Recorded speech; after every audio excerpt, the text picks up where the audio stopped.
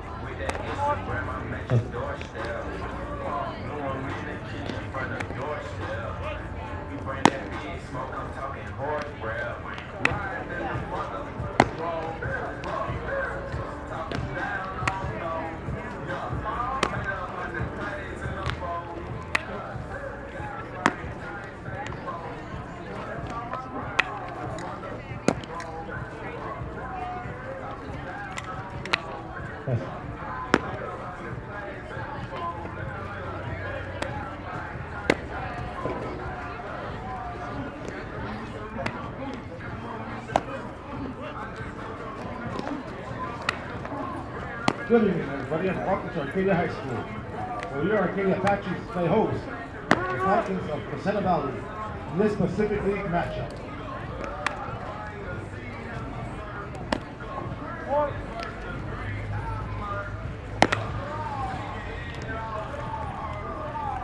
The starting lineup for the visiting Falcons. Leading off at first base, number 17, Will Grimm. Batting second, at second base, number 4, Crescenta Valley. Doing the pitching, batting third, number 22, Trevor Beer. Batting fourth in center field, number 20, Brian Erickson. Batting fifth, doing the catching, number 10, Brian Gaddis. Batting sixth at shortstop, number 7, Jaden Schaefer. Batting seventh, the designated hitter, number 6, Lorenzo Espicio.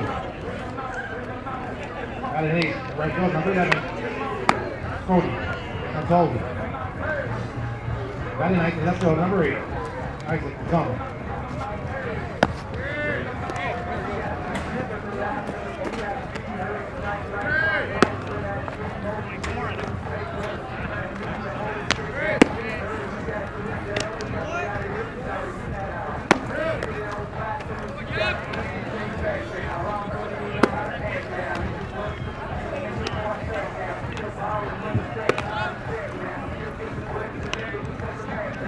The starting lineup for the Arcadia Apaches.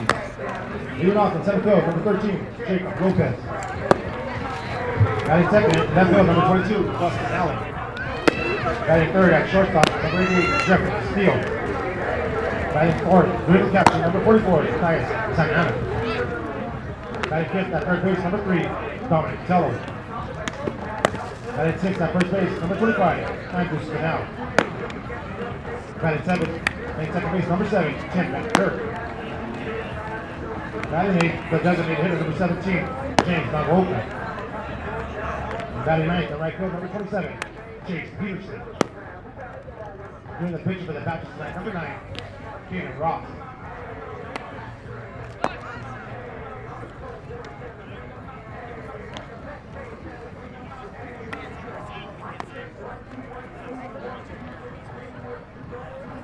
Coaching staff for the visiting Falcons. Pitching coach Darren Beer. Assistant head coach David Mendoza. The head coach Phil Torres. Coaching staff for the Apaches. Assistant coach Gabe Hyatt. Drew Klein, Nick Sergi.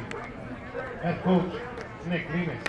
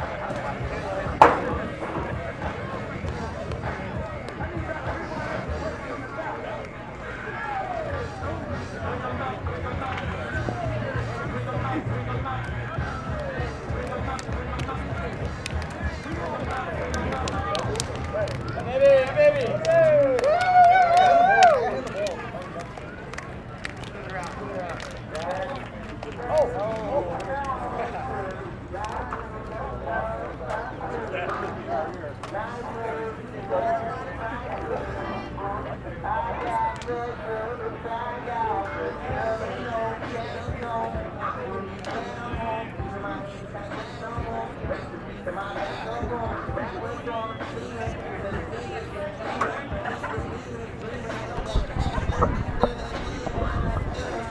is senior night for the seniors here at Arcadia High School.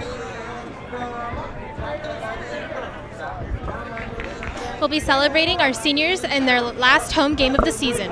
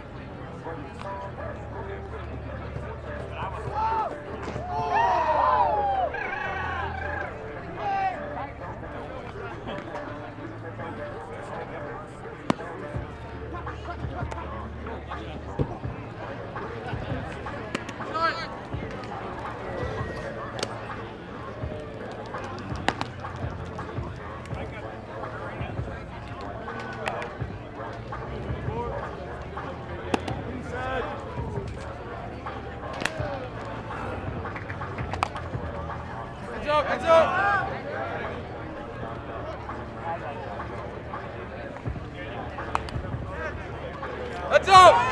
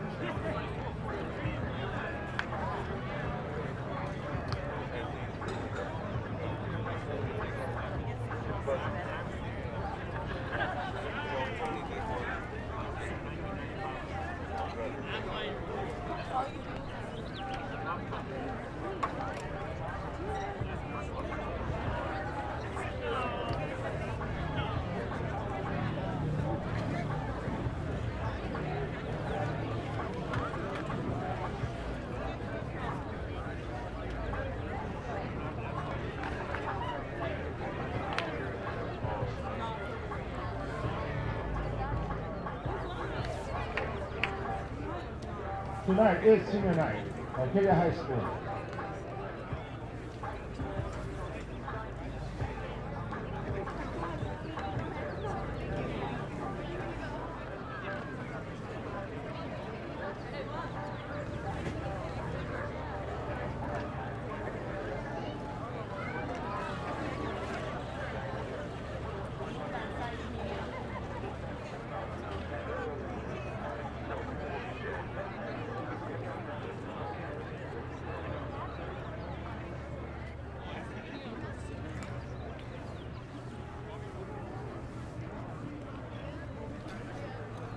our 16 seniors, Arturo Felix, parents Art and Francis, sister Jali and brother Antonio. Arturo will attend La University and play baseball in the fall. Sean Griffith, parents Hugh and Romania, will attend. And this is number 23, senior Art Felix, with his family. His mother, Rebecca Fleming. Angel will attend Los Angeles Trade Tech in the fall. He is going to La Sierra University to play baseball. Parents Jill and Steve Heisey, brother Jackson, grandparents Dave and Beth Collins. Trent will attend UC Santa Barbara in the fall. Michael Mendoza. Parents, Next up, we have number 34, Trent Heisey, who will be attending UC Santa Barbara in the fall. Michael will attend Cal State Los Angeles in the fall. Jacob Morales. Parents Saul and Selena. Brothers Jaden and sister Brianna. Jacob will attend the University of Hawaii. Our next senior is number 31, Michael Mendoza, who will be attending Cal State Los Angeles. Parents Kyle and Lillian. James will attend the Ohio State University in the fall. Chase Peterson. Father Michael. Chase will attend Citrus College in the fall and play baseball. Andrew Scannell. Parents Stephen Levon. Brothers Garrett and Grayson. Andrew will attend Biola University and play baseball in the fall. Next up, we have number 25, Andrew Scannell, who will be attending Biola University. Will attend Gonzaga University in the fall. Tierney Van Kirk. Parents Sharon and Doug. Grandfather Dick Van Kirk. Our next senior is number 7, Tim Van Kirk, who will be attending Washington University in St. Louis. Derek Long. Parents Ron and Cheryl. Sister Avery and brother Lance. Derek will attend. Next up, we have number 15, Derek Wong, who will be attending the University of Oregon next fall. Roki Yanagawa. Parents Yushi and Miho Yanagawa, who will attend the Japanese University in the fall. Timothy Yan. And now is Hiroki Yanagawa, who will be attending Waseda University in the fall. The Case Western University in the fall. Caden Ross. Parents Bill and Jennifer. Sister Madison, brother Ty. Caden will attend. Next up is number 9, Caden Ross, who will be staying here and attending Citrus Community College next fall. Tyus Santa Ana. Parents Mondo and Claudia. Sister Juju and grandmother Rosa Ortiz. Tyus will attend UC Santa Barbara and play baseball in the fall. Tyus was a 2017. Next up is number 44, Tyus Santa Ana, who will be attending UC Santa Barbara in the fall and was the 2017 Pacific League Player of the Year.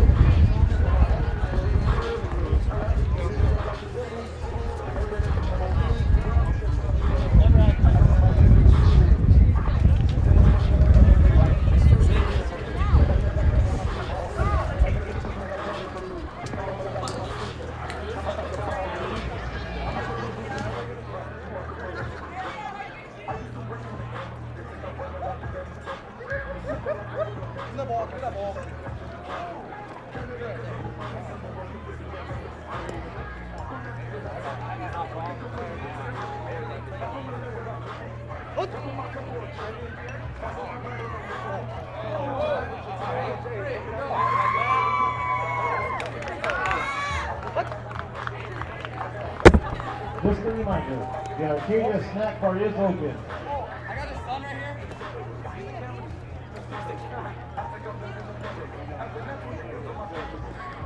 Oh, right to the flag.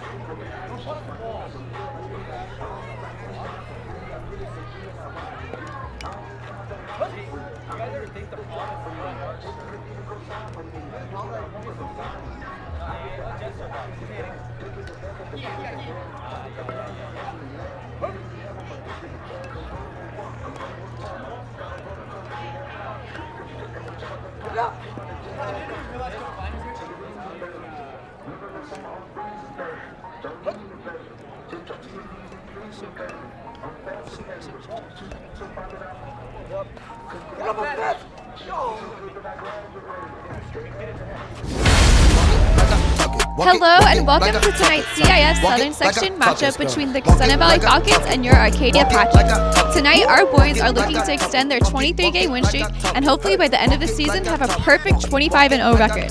But standing in their way are the red-hot Crescenta Valley Falcons, who are on a 14-game win streak and are determined to dethrone the Apaches atop of the Pacific League. Hi, I'm Clara. And I'm Amanda. Tuning into tonight's APN live presentation of Arcadia baseball.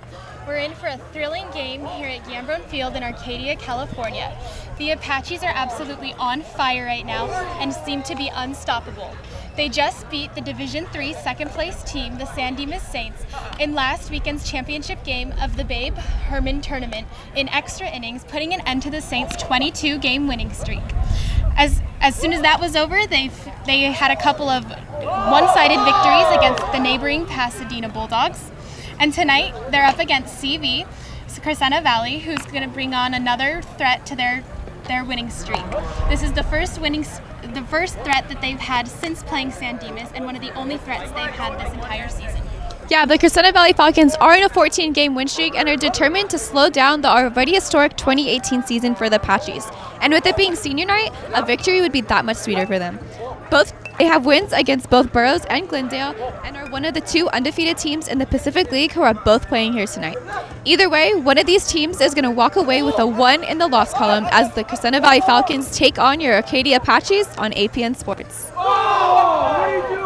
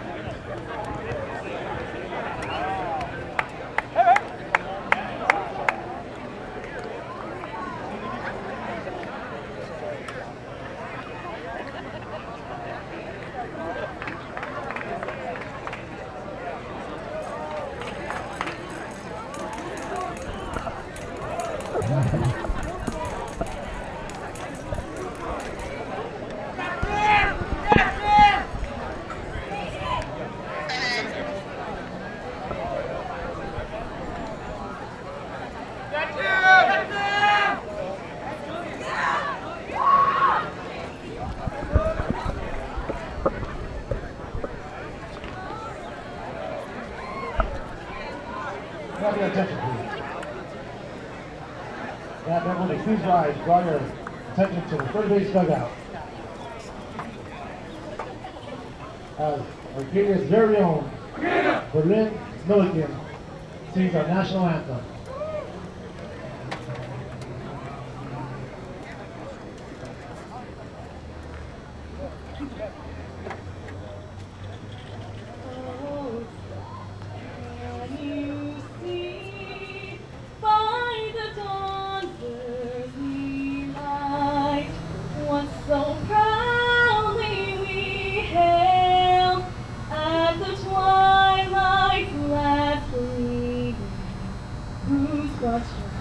That bright stars through the perilous fight, o'er the ramparts we watched, were so gallantly streaking, and the rockets regular, the bombs bursting in air, gave proof through the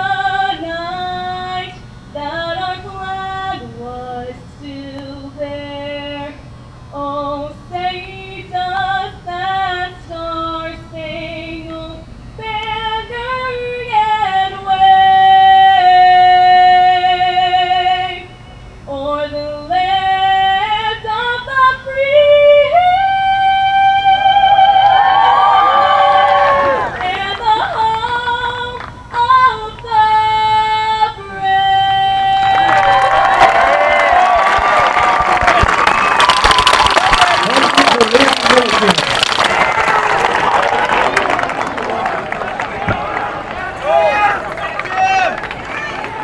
And welcome to tonight's games. Our Arcadia Apaches have taken the field in what may be the most important game of their season.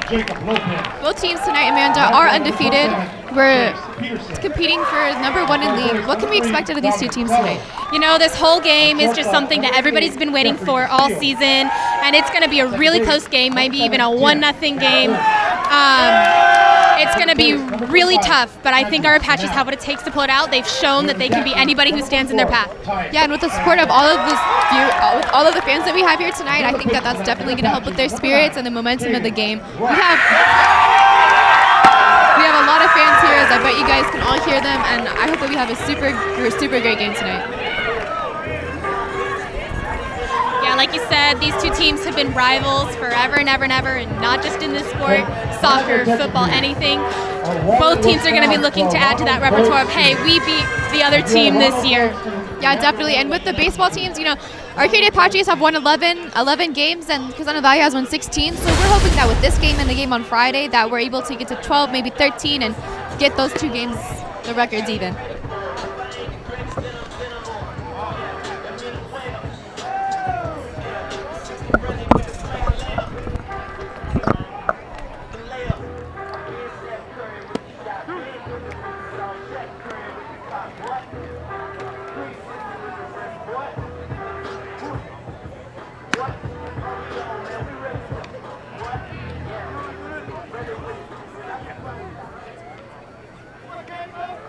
Off for the Brisbane Falcons.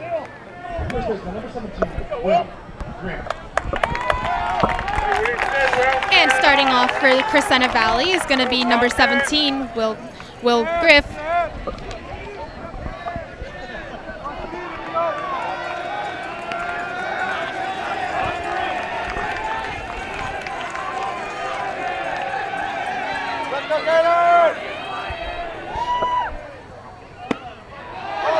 And the first pitch is a strike, making it a good start to the game for Arcadia. Will Grimm so far has 28 hits this season in his 25 games played, and that gives him a .354 batting average.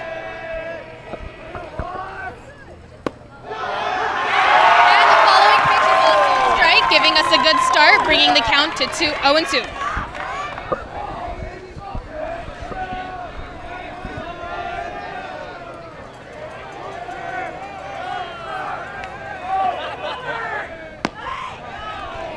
And the next ball is a little bit outside.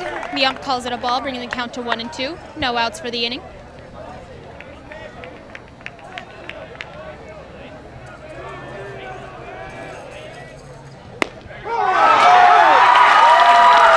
And the next pitch is a strike, bringing us to the first out of the inning. It's a good start for the Apaches.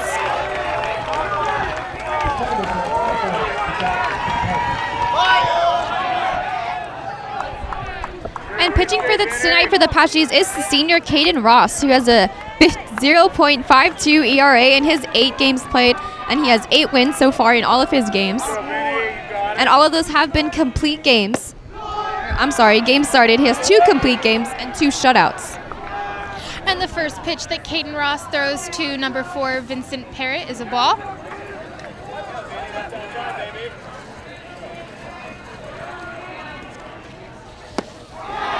And he swings at the second pitch, bringing the count to 1-1 with 1 out already for the inning.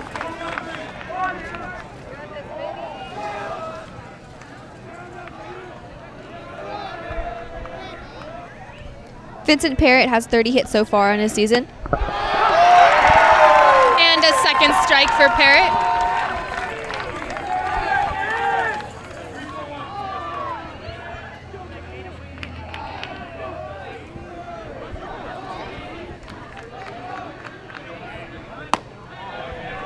And the next ball's a little high and a little outside, bringing the count to 2-2.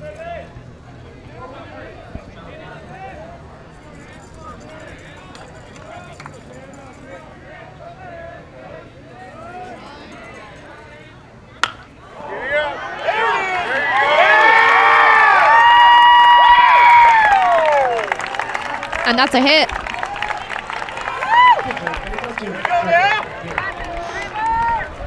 Parrott is safe on first as number 22 comes up to bat. Trevor Beer has 37 hits so far this season, so let's see what he can do with a runner on first. He is working with 1 out this inning and a runner on first, so we'll see what he's got. First ball's a little low.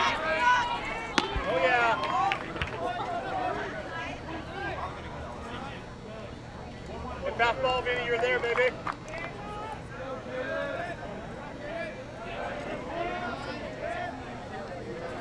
Come on, get it. And he attempts to throw Vincent out at first, but he is safe.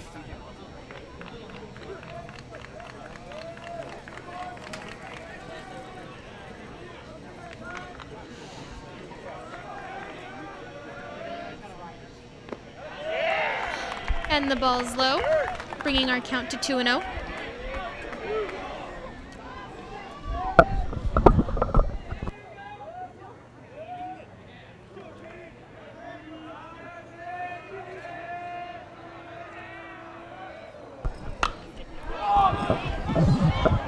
And that's up. And caught and put away by the center fielder. That brings us to 2 outs for the inning with the runner still on first.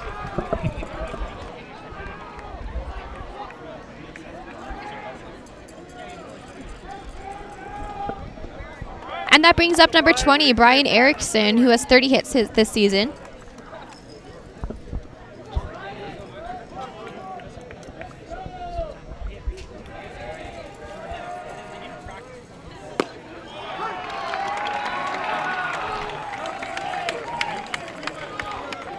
And his first pitch is a strike, bringing us 1 pitch closer to the 3rd out of the inning.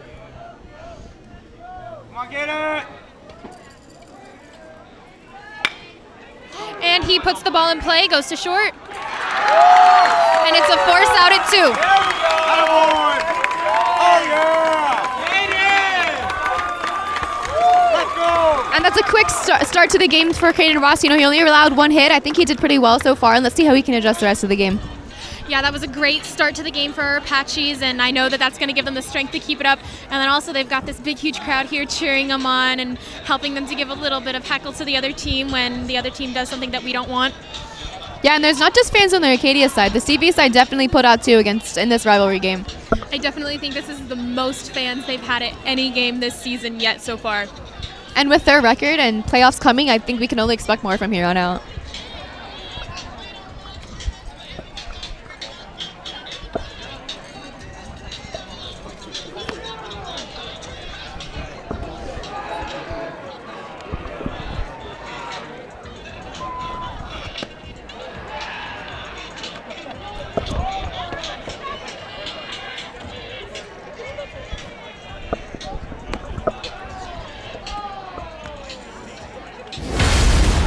And for the Apaches, we have number 13, Jacob Lopez, who's playing center field today.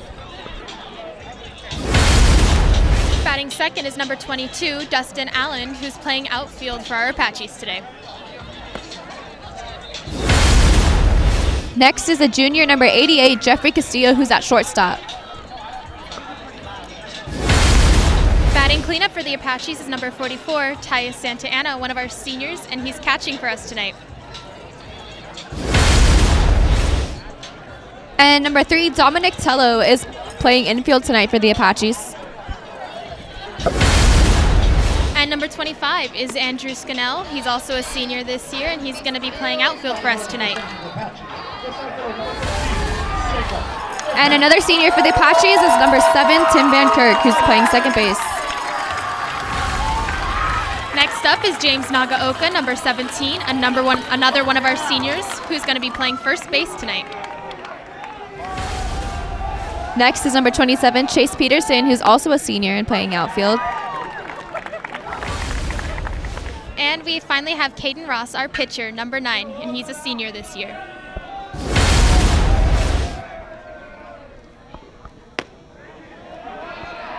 Now batting for the Apaches is number 13, Jacob Lopez, the junior, who so far this season has 21 hits. So far he's seen 2 pitches with the count 1-1. He swings at the next one, bringing the count to 1-2.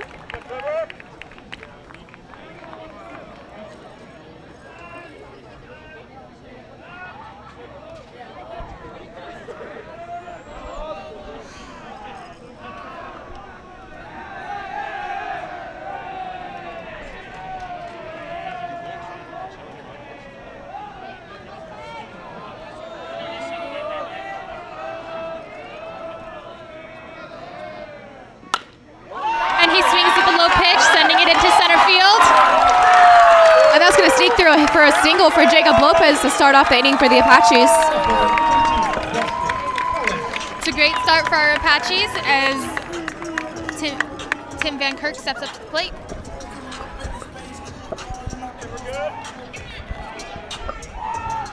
Actually, that is the sophomore Dustin Allen, who this season has 20 hits and is a lefty.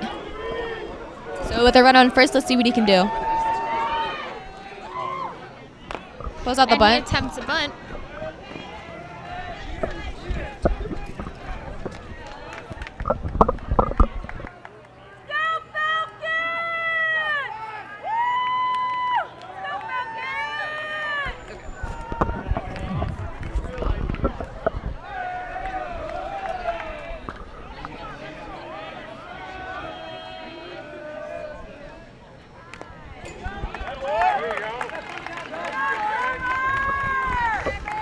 He swings again, bringing our count to 0-2.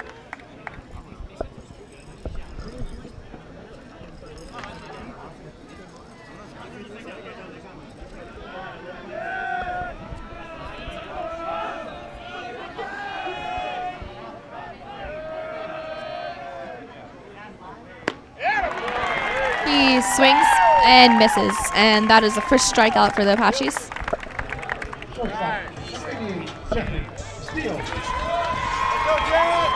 One out and a runner on first as Jeffrey Castillo steps up to the plate. Jeffrey is a junior and has 26 hits this season.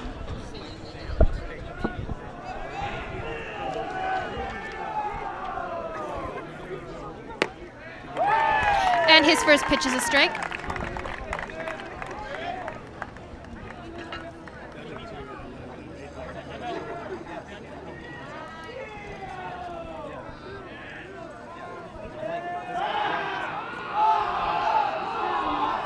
And the pitcher attempts to pick off Lopez on first.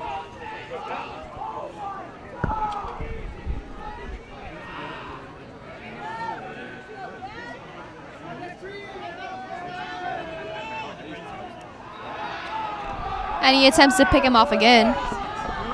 The Arcadia crowd is not happy with that. No, but one thing that can be said for our Apaches is they have the guts to take those big leagues, but they always make sure that they get back to the base before the pitcher can get them out.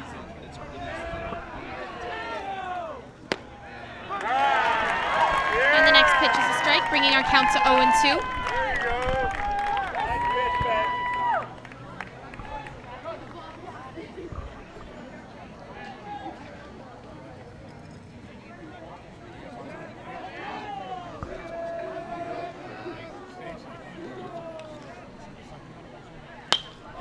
And that's it up.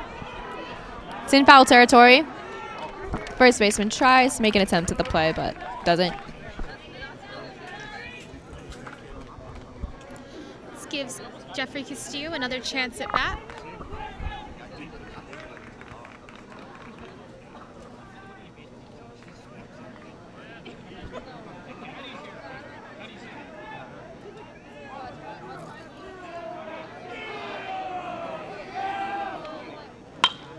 And that's hit hard. That'll be a hit for Jeffrey Castillo.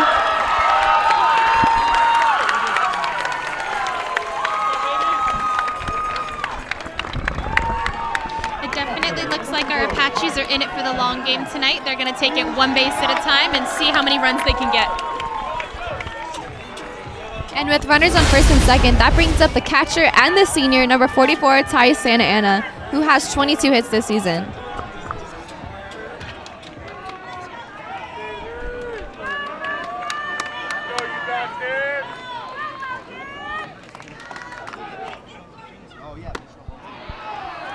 And the first pitch is called a ball, bringing our count to 1-0 with 1 out and runners on first and second.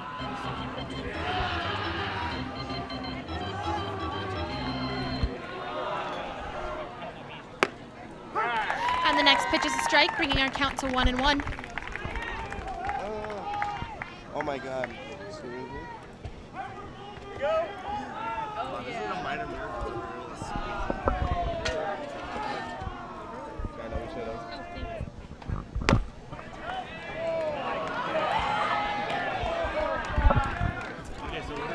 Count is 1-1.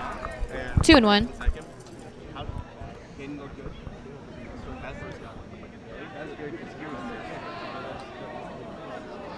Yeah, no, he did.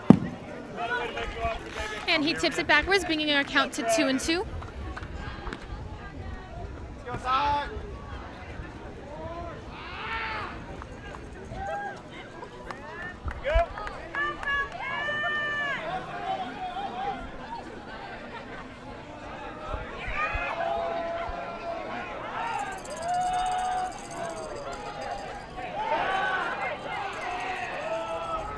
And the pitcher fakes a throw to second base. Both runners run back to their base.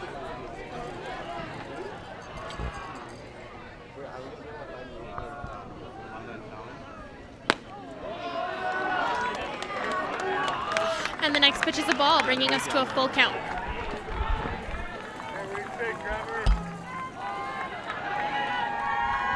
Tyus is definitely going to be looking for that perfect pitch here, making sure that he gets on base.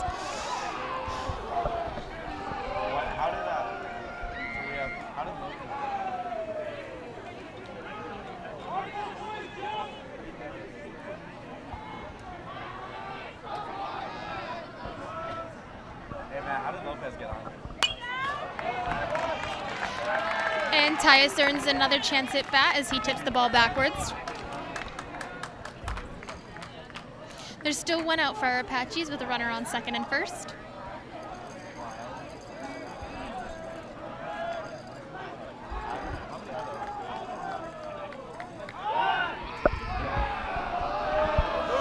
And Once again, the pitcher attempts to throw a runner out at first. That definitely upsets the fans on the Arcadia side. It's the third time he's tried in probably the last minute alone, so I could see how that's annoying. And he fouls it back again.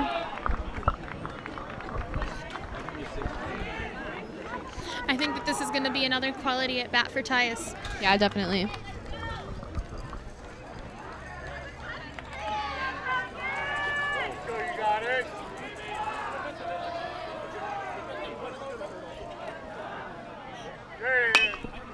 And that's hit. Caught by the second baseman, thrown to second. The out is made at second, but there are still runners at 1 and 3rd.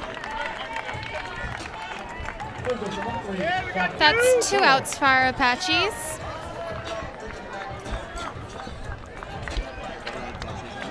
Tyus is definitely going to be looking to steal second right here. And with runners on the corners, that brings up the junior number 3, Dominic Tello, also known as Raider, who has 29 hits this season.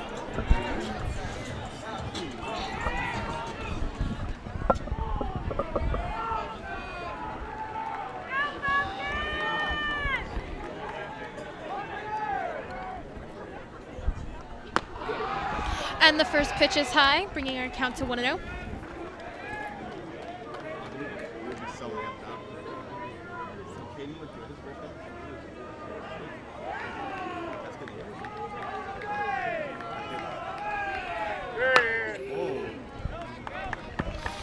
And that is a hard foul ball.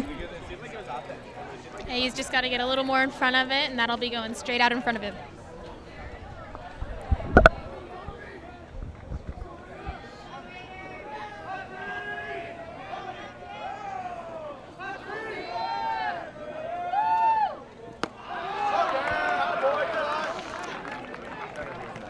Next ball is high, bringing our count to 2-1.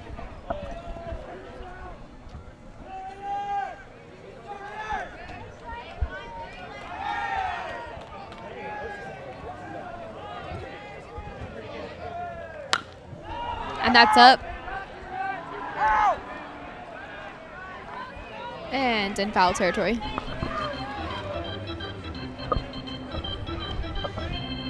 So I guess gives him another chance. We're going to try and start a 2-out rally here, maybe bring our runner on third home.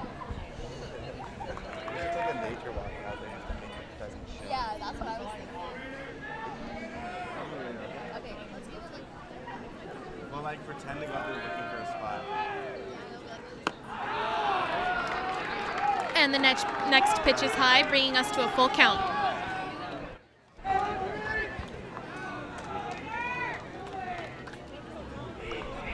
Yeah, and with 2 outs, you're going to see both runners run on any contact here. You might even see our batter swing at anything that's close to that strike zone. And he does, and that's going to sneak through a hit, bringing in a run. And the crowd goes wild as our first score comes across the plate. And that is a great piece of hitting there for Dominic Tello.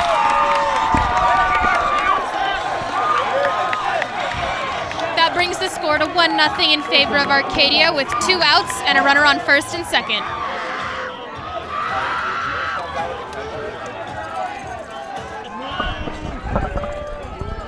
This brings up number 25, Andrew Scannell, who's a senior. He has 20 hits this season.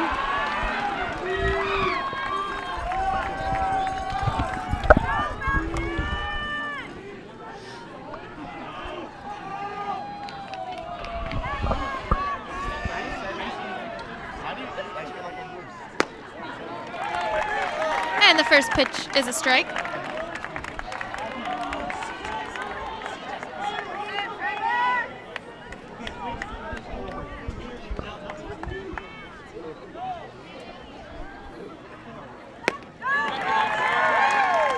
And he swings again, bringing our count to 1-2. Hey, now you're on, baby.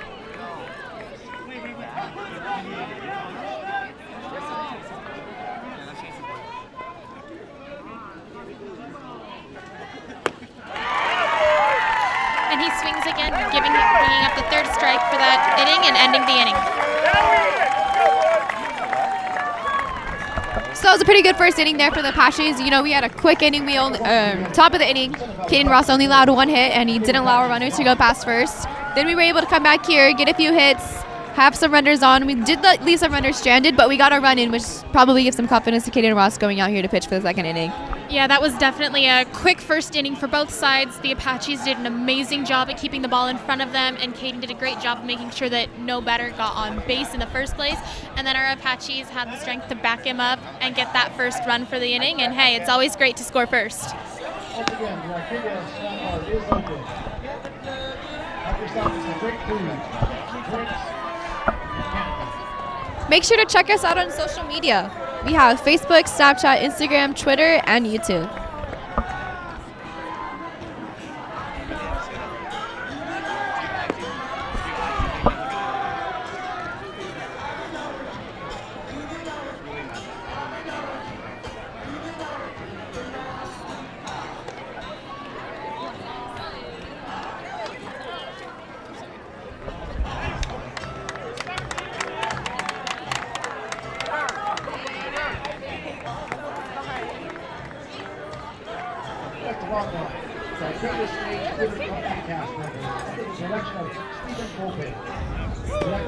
So on the Apache field, we have our Arcadia stage here.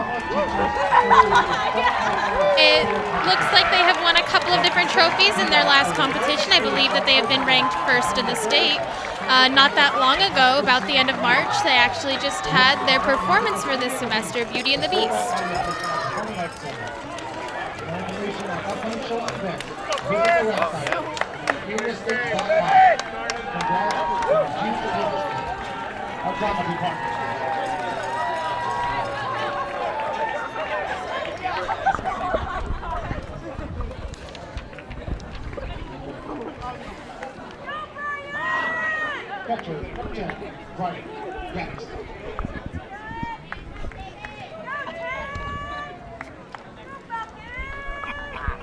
And leading off the inning for the Falcons is number 10, Gaddis.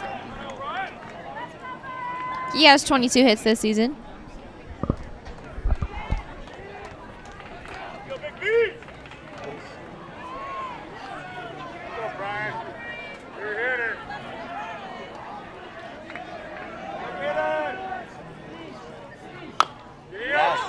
And he makes contact with that first pitch and is safe at first.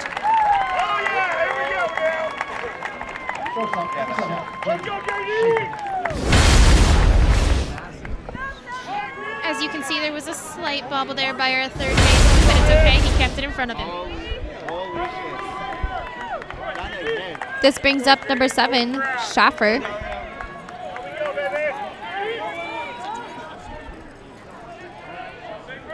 JD Schaffer has 23 hits this season.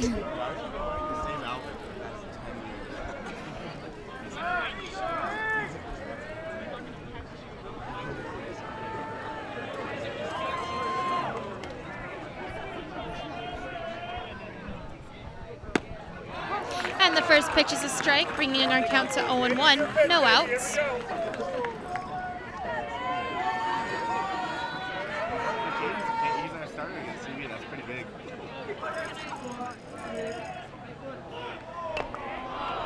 And he attempts the bunt, but the ball goes backwards.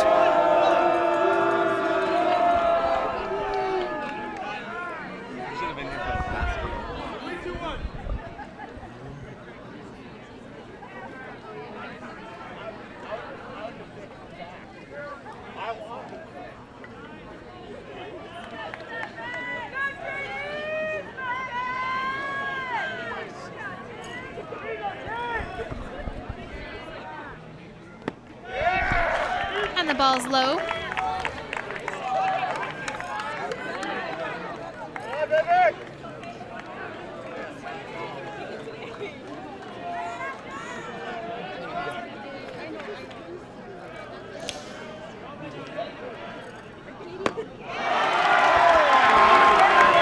And he swings again, bringing us the first out of the inning. Why is the best batter like his son? Your dad just struck out.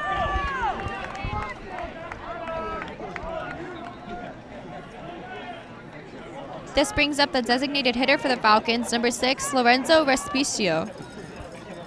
He has 2 hits this season.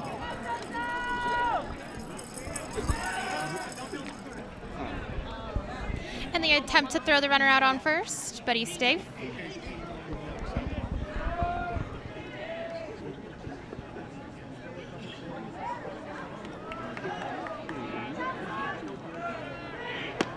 Throwing on first, attempts to steal second.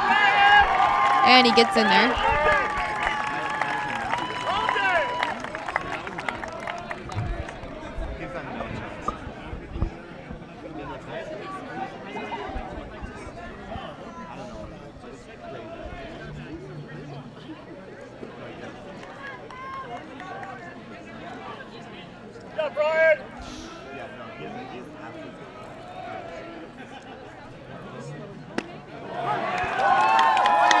And the count is 0-2 with 1 out for the inning.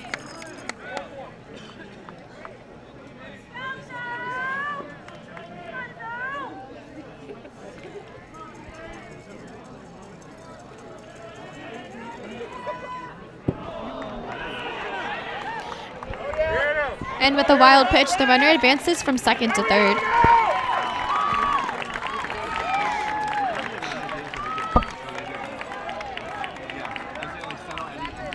That pitch brings our count to 1-2.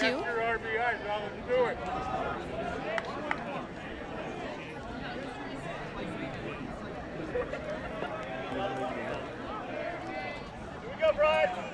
In the dirt, you're going, baby. Yeah! And that last pitch was a little bit high, bringing our count to 2-2. Let's go, Zoe. You got it.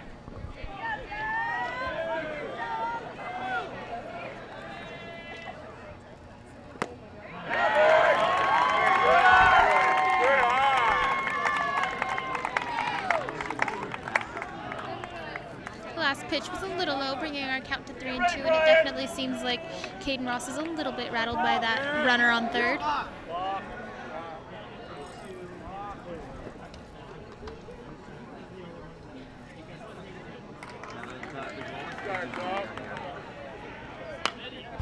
And that's fouled back.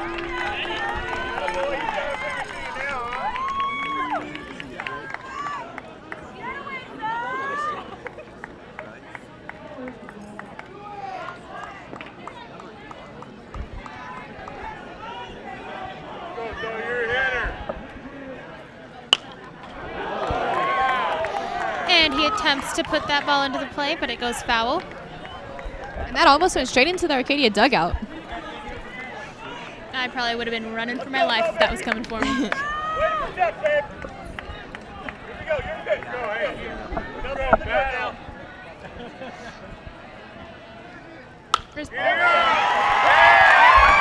And that's going to be hit and bring a runner in for the Falcons. That ties up the score at 1-1.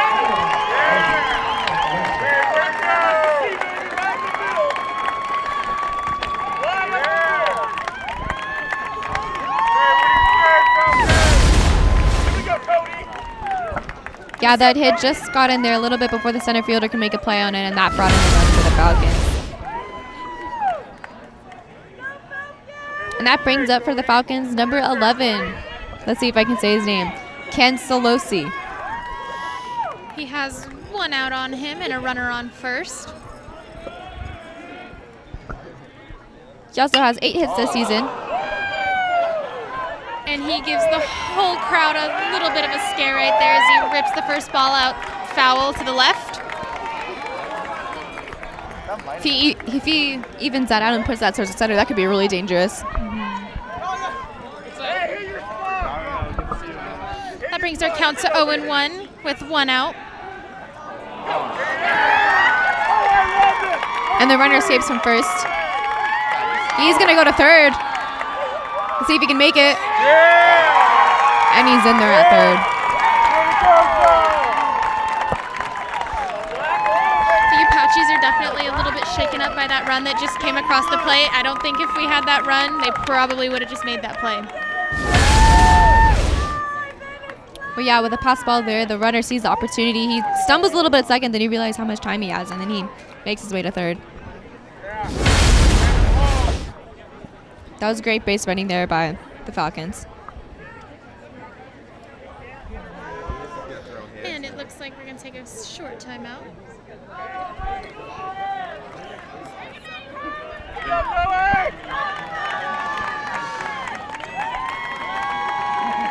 Hey, Cody! Hey, let's go! You got this! Hey, let's go, Cody! Be a hitter! You got it! And that's hit hard. But it is caught and put away. And it was called foul, bringing the count to 0-2.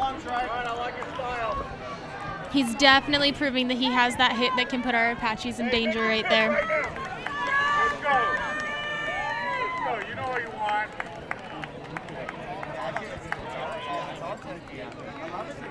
Here we go! Yeah, that's true.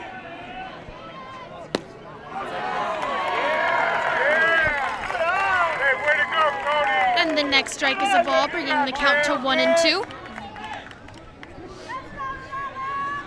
Let's go, Cody!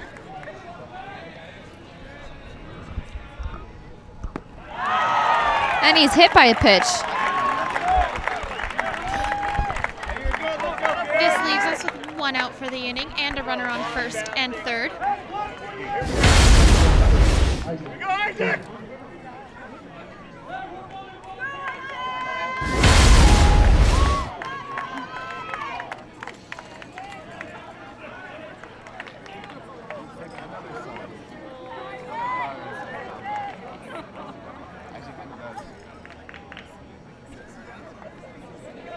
Hey, what do you say, Isaac? Go, Isaac! Here we go, baby!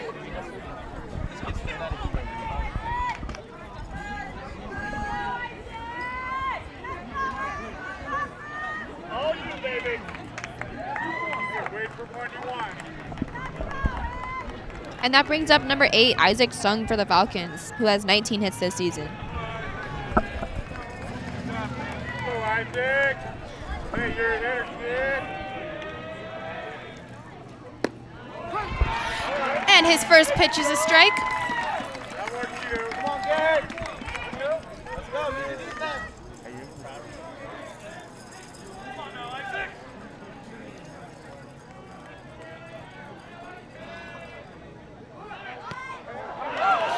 And he attempts that bunt, but it gets behind him.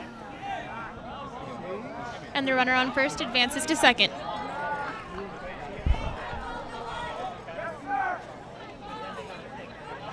And he realizes that it was a foul ball, so he makes his way back to first.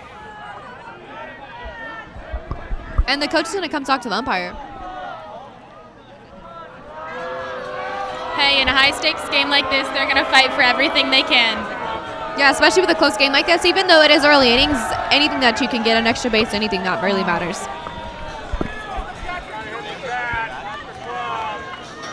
Isaac, you're in, baby. Here we go.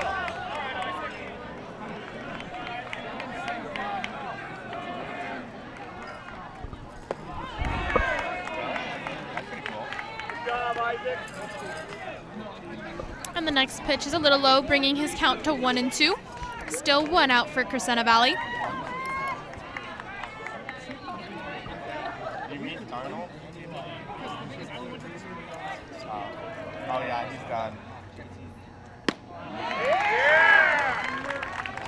Yeah! And the next pitch is just a little bit too high, bringing our count to 2-2. Arcadia's own. You got this. Go, Isaac. Go, Isaac. You're a hitter.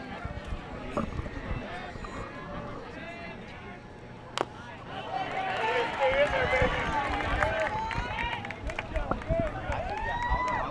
And he swings, getting another foul ball. No, it is a good team.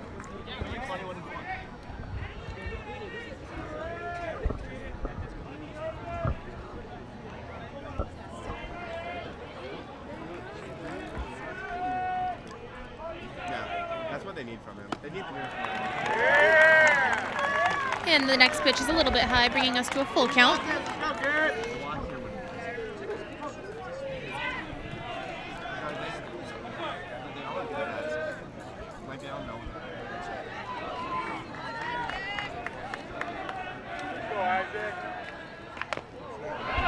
And contact is made, but is foul. He's definitely got the strength to battle back those pitches and make sure that he gets his chance up at the plate. Yeah, he's really battling here. He was gone.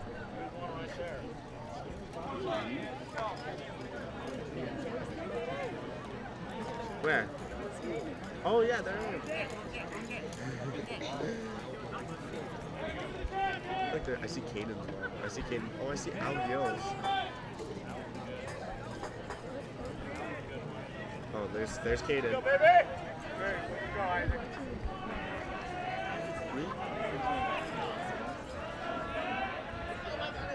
And that's hit hard. All the way into center field. And the center fielder catches it. The runner at third tags. And there will be no play at home. That gives the Falcons a 2-1 lead over the Apaches here in the top of the second inning. But it also gives us 2 outs, and so we're 1 out away from finishing out this half of the inning.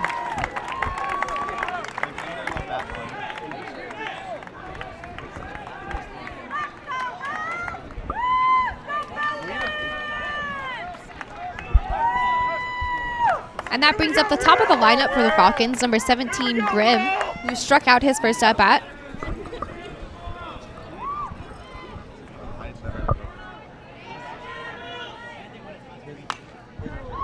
And that's fouled way behind the stands.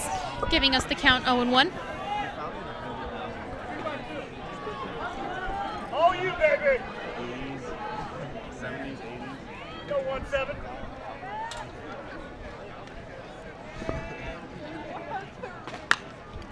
We got that. And that's up. And foul. And that'll be 2 strikes for Grimm. And it looks like we've got our own little bat boy again. That is our school principal's secretary's son. All right, we recruit him young.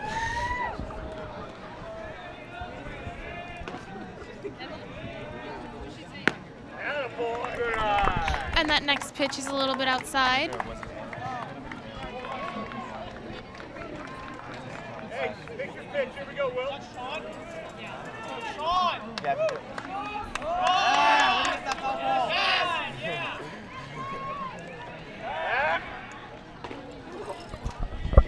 And they attempt to pick him off at first, but he's safe.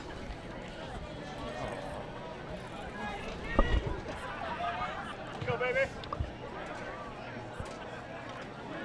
That's gonna be a squeeze. And that's hit hard to center field. Let's see if our player can make it. And he makes an amazing play. And that'll bring the 3rd out for the inning here for the Falcons. That is a great play there made by the center fielder. He ends the inning for that. Let's see a replay on this.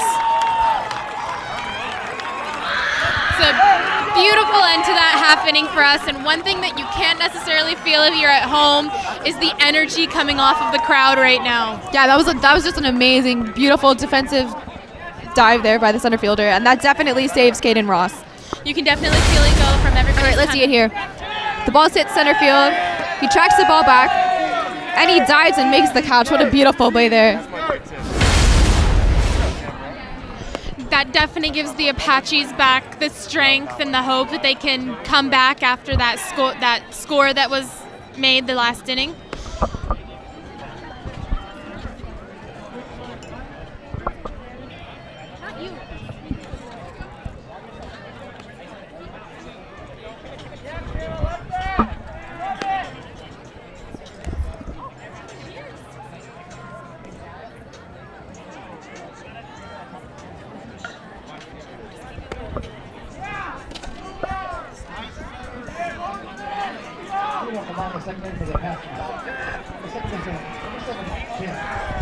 And leading off the inning for the Apaches is the senior number 7, Tim Van Kirk, who has 23 hits this season.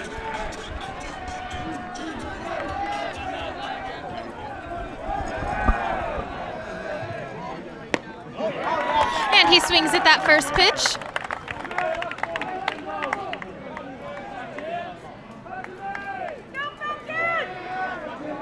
It might be. It's the umpire calls the next ball a strike as well. All the way down and come all the way down. And he fouls it back. Way to work it. Way to work it.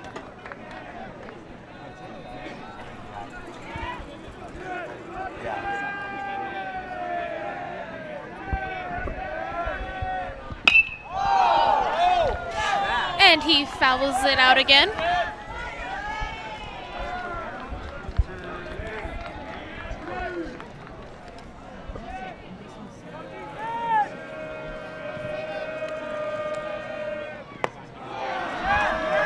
And the next ball's low, bringing our count to 1-2.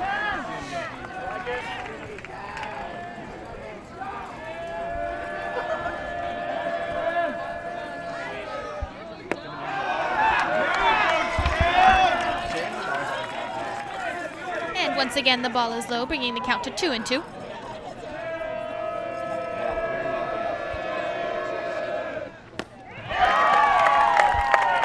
And he swings at that. Striking out. That's the first out of the inning. But that brings up number 17, James Nagaoka, who's a senior as well.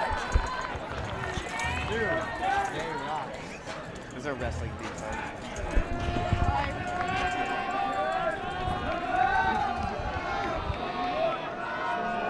James is getting hit right now. And his first pitch is a little bit low, bringing our count to 1-0.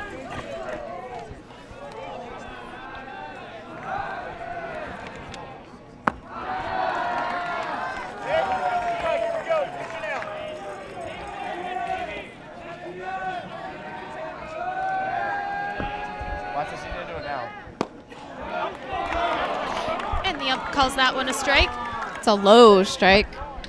But pitching tonight for the Falcons is number 22, Trevor Beer. He has 60.1 innings pitched in his 10 games played. That's hit hard by James Nagaoka.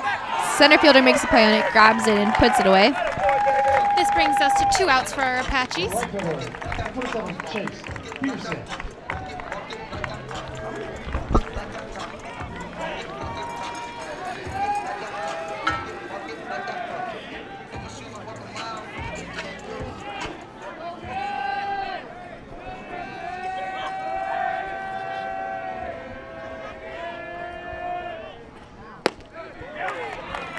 And another strike.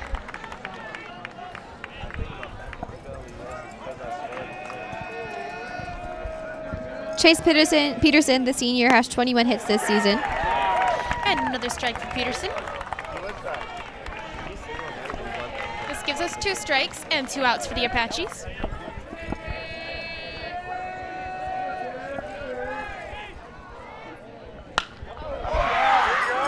And that is hit to the second baseman, who makes an error. That's going to be a single for Chase Peterson.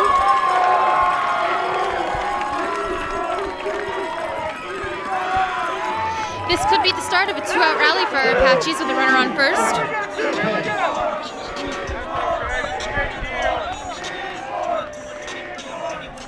And with a runner on first and 2 outs, that brings up number 13, Jacob Lopez, who singled back in the first inning.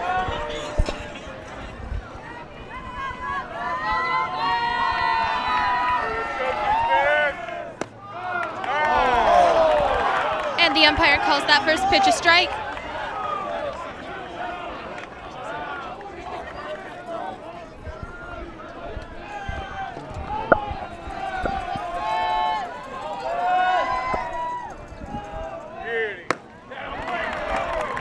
And he swings at the second pitch, bringing the count to 0-2.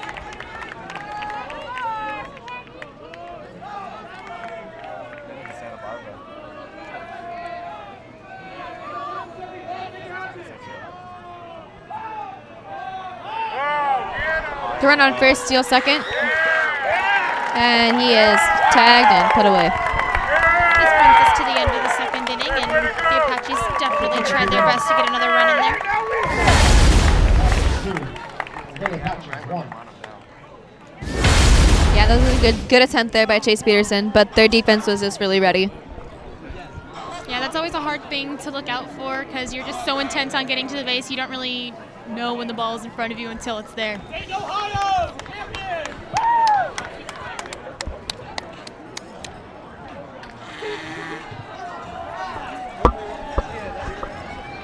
Arcadia High School World Percussion Ensemble recently traveled to Dayton, Ohio to compete in the WGI Percussion World Championship. And it looks like our world percussion for the high school has been invited out onto the field. Arcadia played its first performance at the championship. Be sure to check out our website and YouTube page for more APN content at apachenews.ausd.net for more information.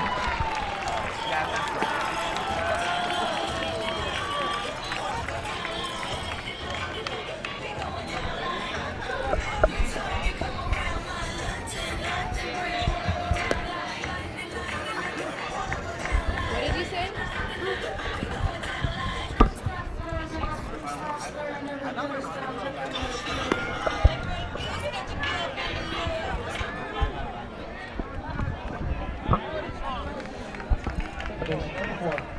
Hey, let's go, Benny!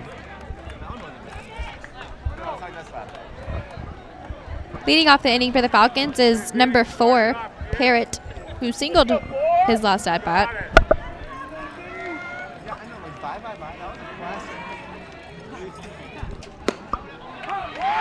And Caden Ross takes his time on that first pitch and delivers a strike. Go, Benny!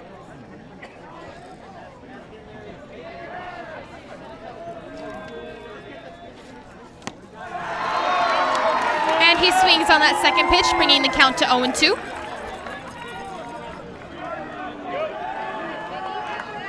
Let's go, protect.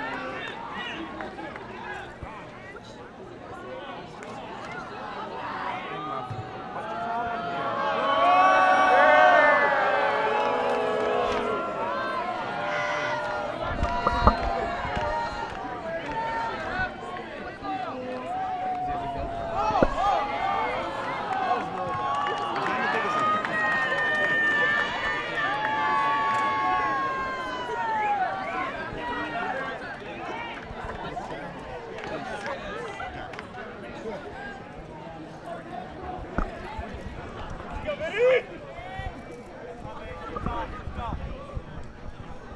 Let's go, Benny. You got it. You got this, baby. Go, you're a hitter. Oh no. That's it, foul. Hey,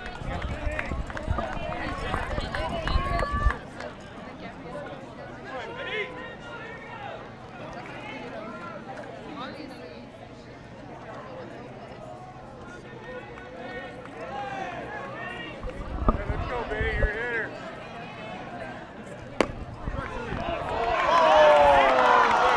And the ump calls the next pitch a ball, and our crowd is not happy about that. Yeah, that should have been strike 3. At least from our angle. Hey, it's always hard to be an umpire because you see it from a different perspective than anybody else. That's fouled. We still have a count of 1-2 for the Falcons with no outs for the inning. Let's go, Benny.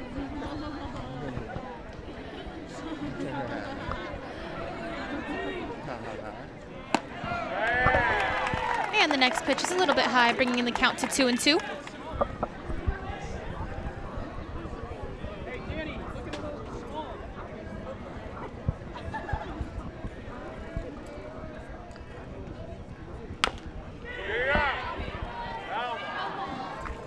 That's it, foul again.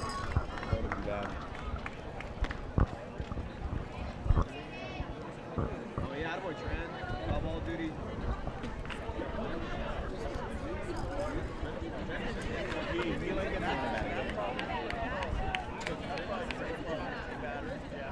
It's either okay. 20 at bat and 19 strikeouts and 1 home run. So they're just hoping that it's that one. Go, Benny. Hang in there. You got it. The possibility of the one on that. And the next pitch is again a little bit high, bringing us to full count.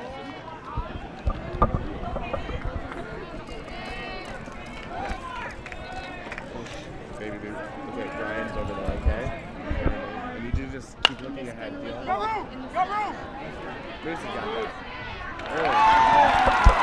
And that is caught by Moose. Beautiful first out for the inning. So that'll bring out the pitcher number 22. He popped out his first at bat.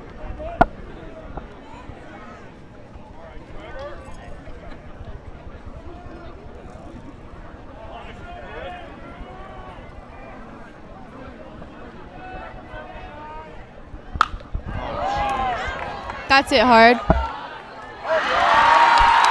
And it's caught by the center fielder. That's a nice quick 2 outs for our Apaches, bringing us 1 out closer to the end of the inning. And that'll bring out number 20, Erickson, for the Falcons. He struck out his first at bat.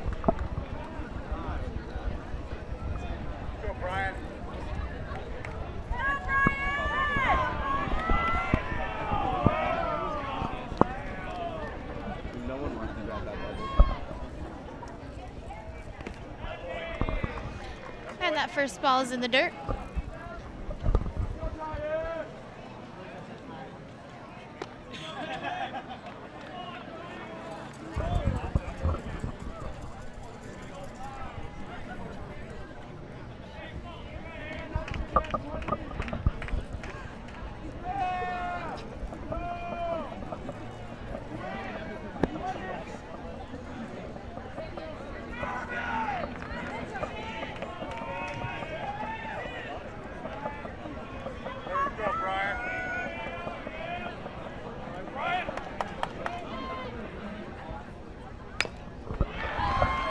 And he swings at that next pitch, but it goes foul, bringing the count to 1-1.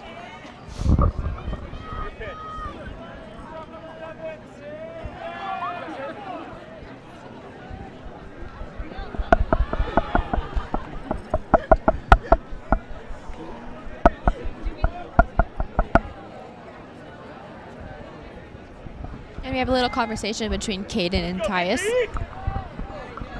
And sometimes you just need to give your pitcher that little moment to breathe, get his head back in the game, and hope that that next ball's a strike.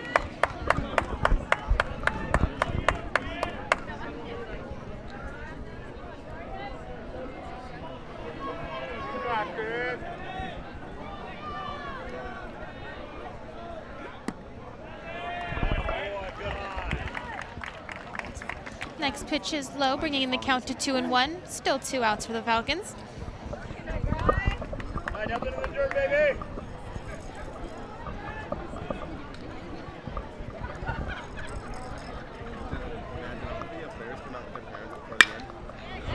And that's hit past third. Dominic tries to make a play on it, but that ball was hit too hard. And he's safe at first. It's always a hard ball to field. It's right down that third base line. You don't really know if it's going to bounce or not. Go, Brian! Square! Here we go, baby! Great effort on the play, though. Go 1-0! That brings up number 10, Brian Gaddis, who singled his first at bat.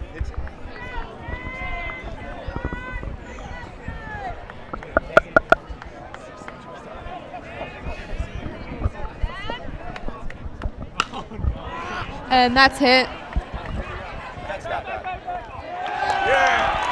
And caught and put away for the third out of the inning. That brings us to the end of that first half of the inning. It was definitely a little rough there at the beginning, but then we turned it around and we were able to get those last 2 outs that we needed. Yeah, and this crowd is going crazy here for Caden Ross, our pitcher. It's always hard to be a pitcher. You got the whole game riding on you. It's all up to you to throw that strike and either put the ball in play or strike the batter out, and especially when it's your senior night. It's your senior night. It's against CV, your rival school. The pressure's definitely on him.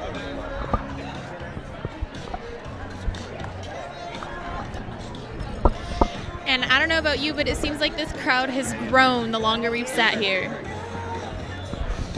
Yeah, every batter, it seems like we get 2 or 3 more people that are coming to watch this game.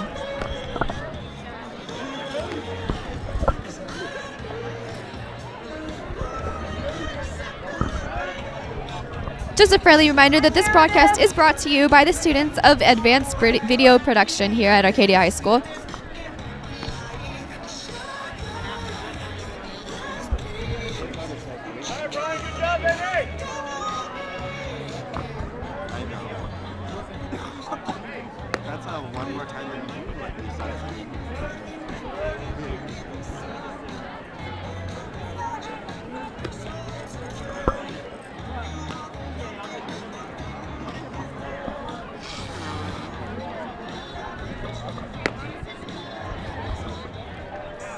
Running now. Lead off along the third inning for the Whenever you want. Apaches. Number 13, Jacob Lopez.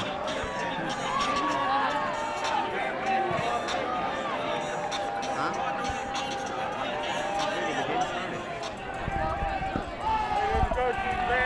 I'll leave it up to you. And that brings up number 13, Jacob Lopez. He attempts to bunt. Let's see if he can make it to first, and he will make it. And that's a good start to this inning for the Apaches.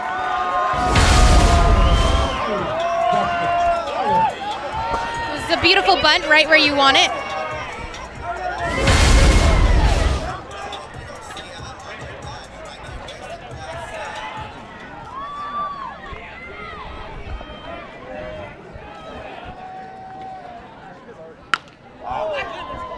And that ball is way foul. You can hear it hit the bins behind us. Brings the count to 0-1.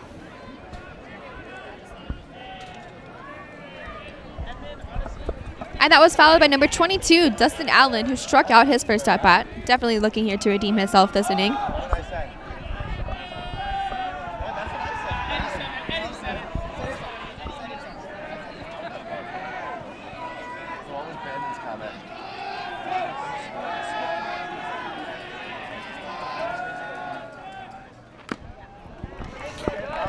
And he swings, fouls it just a little bit, bringing the count to 0-2. Still no outs for the Apaches.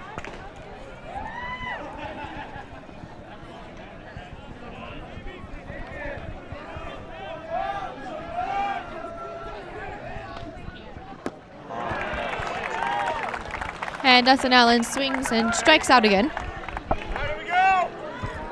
It's the first out for the Apaches this inning. We still have one runner on first. Yeah, and looking at the replay, it looks like he was reaching just a little bit for that last pitch. And with Jacob Lopez on first, this brings up number 88, Jeffrey Castillo, who singled his first at bat.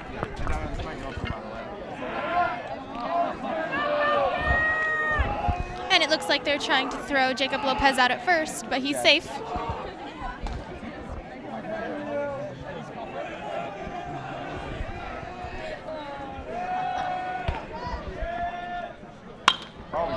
And contact is made there. That's going to get in there for a hit. That ball is stopped by the shortstop, but he wasn't quick enough to get up and make the play.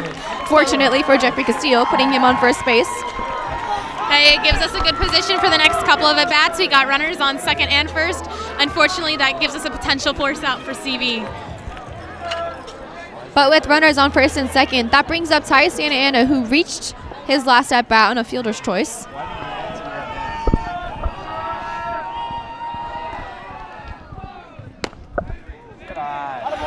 And the first pitch is a ball, bringing us to 1-0 with one out. You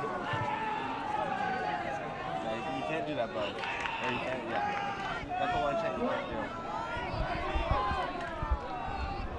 do. Last year, Ty Santa Ana was picked as the Pacific League Player of the Year, which is a great award to be honored. And this year, well, in the fall this year, he's going to be attending UC Santa Barbara.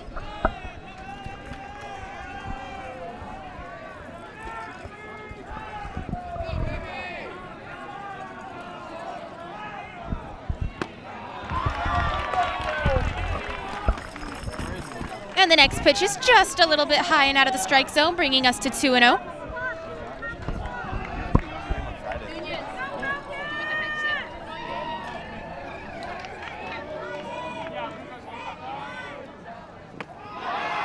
And that ball was way low, bringing the count to 3-0. He's definitely going to be looking for that perfect pitch right here.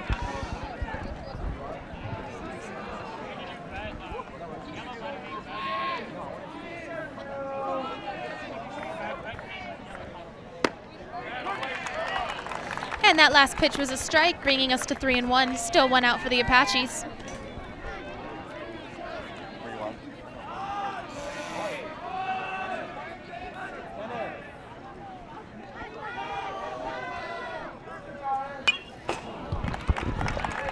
And he fouls the next pitch backwards, bringing us to a full count.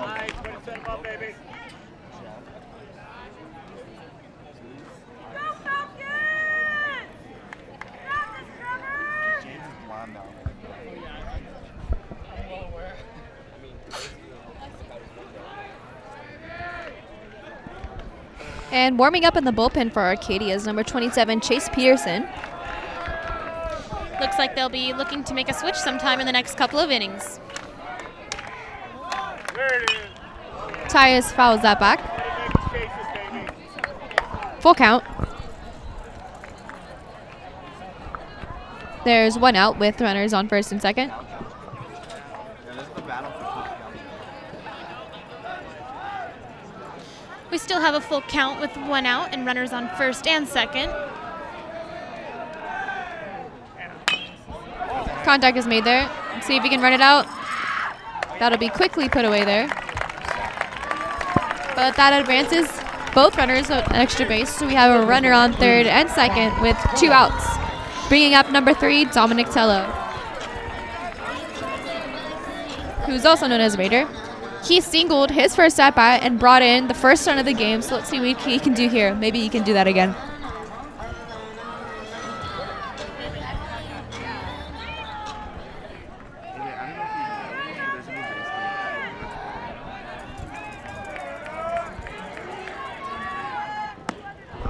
And he swings that first pitch, bringing the count to 0-1.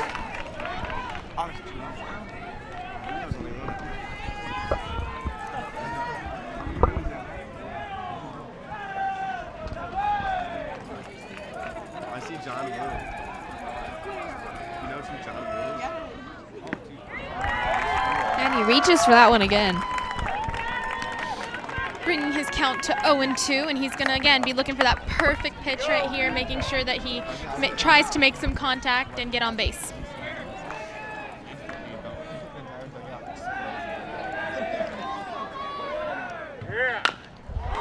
He makes contact here to the second baseman, who throws him out at first. That's going to bring an end to the third inning. And that brings us to the end of the second inning with the third inning, with the CV Falcons still up 2-1.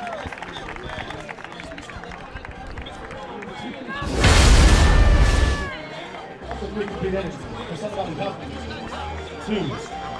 Arcadia Apaches 1.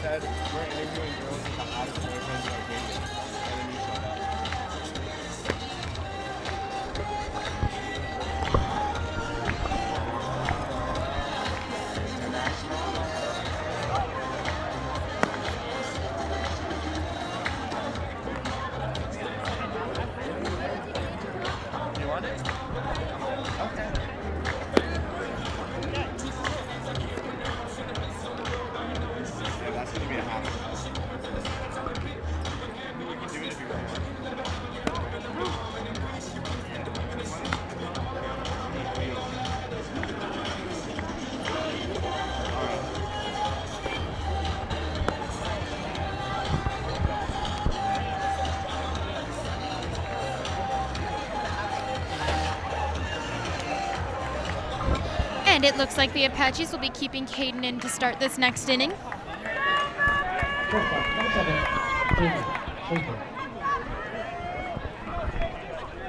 Leading off the inning for the Falcons is number 7, J.D. Schaffer, who struck out his first at-bat.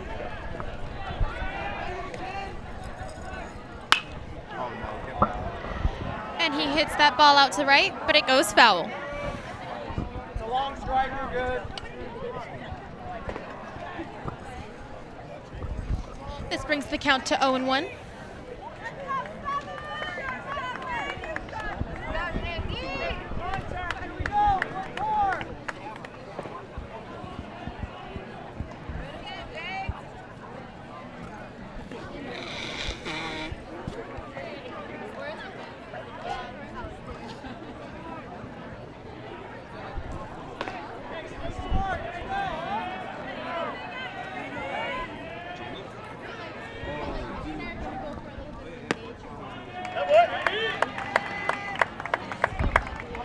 And that next pitch is a ball, bringing the count to 1-1.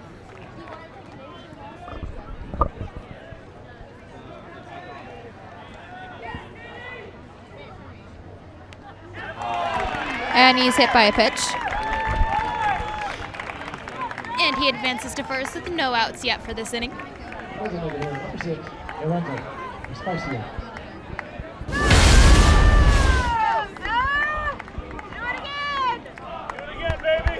That brings up Lorenzo Respicio, the designated hitter for the Falcons. He singled and got an RBI his last at bat.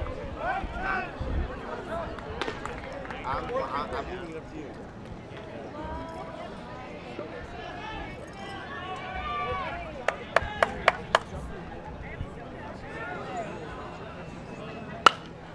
And that's hit. And caught by the second baseman. That was a beautiful catch. It looks like he just caught it just before it hit the floor. That'll be the first out for this inning. That brings up 11. Cancelosi, who was hit by a pitch his first at bat.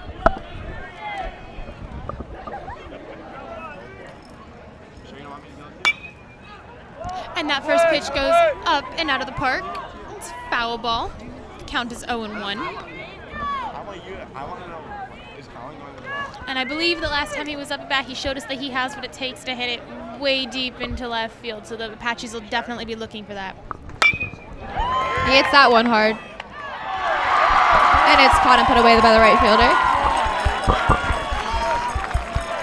Beautiful catch by our left fielder, bringing us to 2 outs for the inning.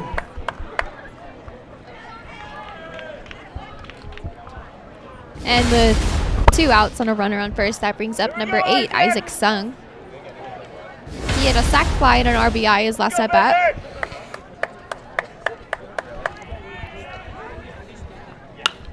And that's hit up. It's caught and put away by the right fielder for the end of that top of the inning.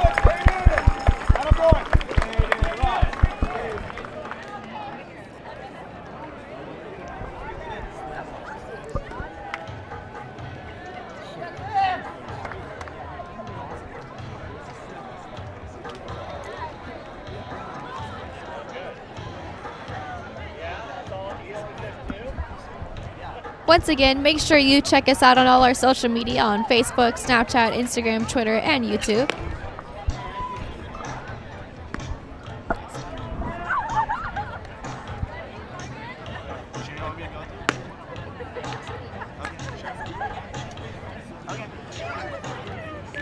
He just seems so indecisive. Okay. Let's go take an nature walk.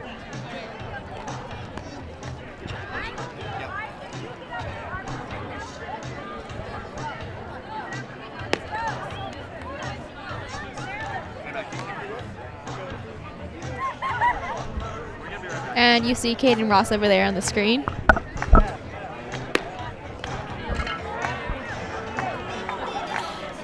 And the jacket's going on. Looks like he's going to be looking to keep that arm warm for the rest of the night.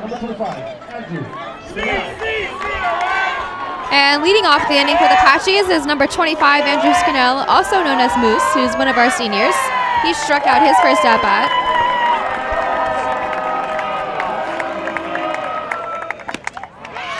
And he swings and misses that first pitch, bringing the count to 0-1.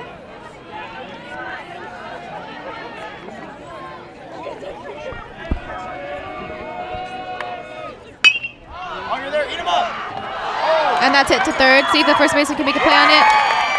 He does, and he's out at first. Great effort there on both sides. And if you watch this replay right here, you can see he slips a little bit, but he still manages to get that ball to first.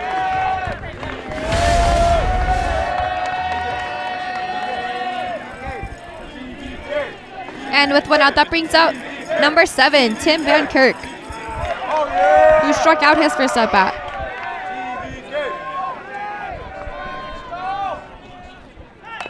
He bunts. Let's see if he can make it. He runs down the line, and he's safe! That was a perfect bunt there by Tim Van Kirk. You know, he executed very well. He got down the line, and he ran it out. It was beautiful. You know, it's right where you want it, right down that line. It didn't go too far. And See him he running had it out that there? speed. You could see him stretch a little bit there at the end, and he made it safely to first. Well done there by Tim Van Kirk.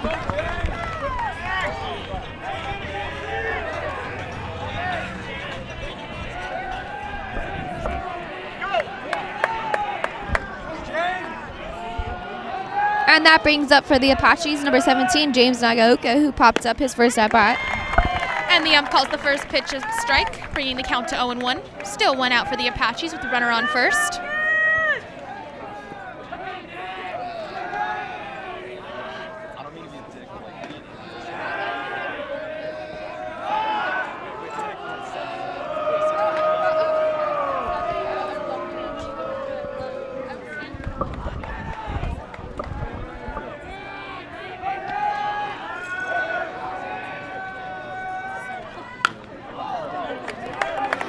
And the next pitch is fouled out of the park, bringing the count to 0-2.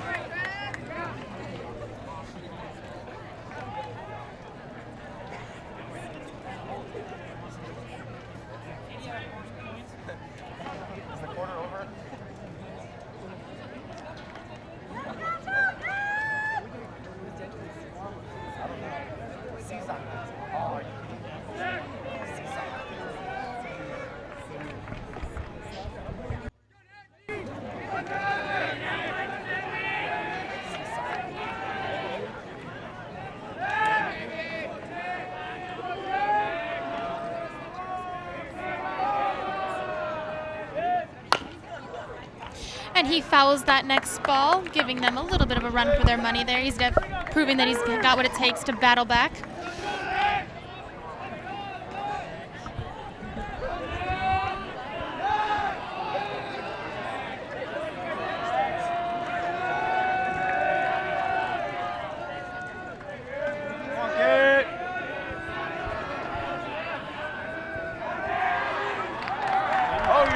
And James calls time. Steps out of the batter's box. He's looking to throw the pitcher off a little bit there, take all the time that he needs, make him play his game, not their game. And he swings at one in the dirt. That gives us the second out for the inning.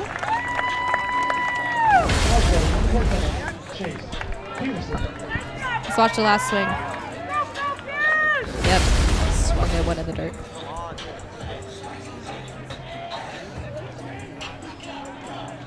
And with 2 outs and a runner still on first, that brings up number 27, Chase Peterson. He singled his first at bat.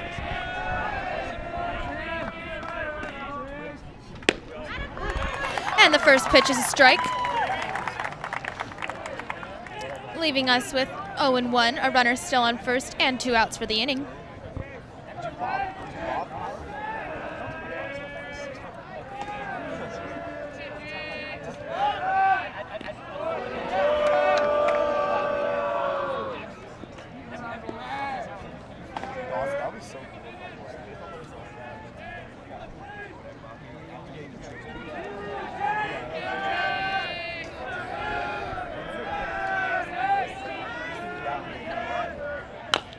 You're there. And the pitcher and the first baseman make a combined play to get the runner out at first. That's the third out for this half of the inning, and the Falcons are still up by 1.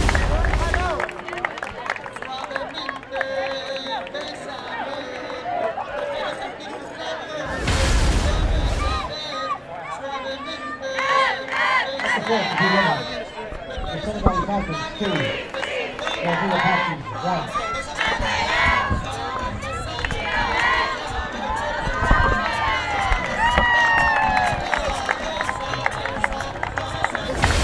That was definitely an interesting inning for the inning for the Apaches.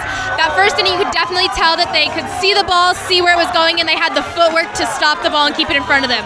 Yeah, and with the rest of this inning, we've done a really great job. Caden Ross has come out here. He's gotten his job done. He's only allowed 2 runs, which is very limited compared to what the rest of he's gone against. But CD is a tough team, and we can see what they can do for the rest of the game. And see what do you think we can expect from Caden Ross? I think we can expect them to keep up that good field work that we've seen so far, keep that ball in front of them, make their outs, and we're going to definitely see them improve on their hitting a little bit more. That inning was a little bit lacking in hits. Yeah. But hey, they're going to do better, and they're going to get that run back in the end. Yeah, especially with the late innings coming up, we can see that to win that they need some hits. They need to get base hits. Base hits win games, so hopefully we can get base hits with this inning.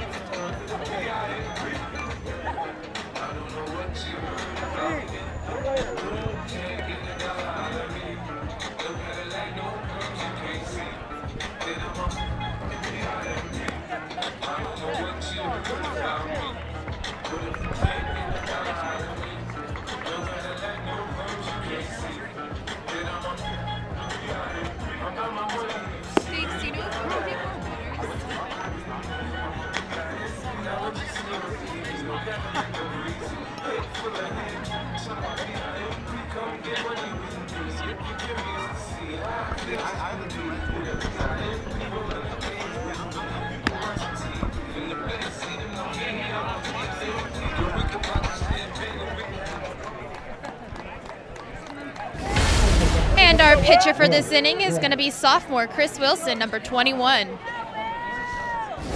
And this is Chris Wilson's first year here at Arcadia. He started his freshman year at LaSalle. He played football and baseball.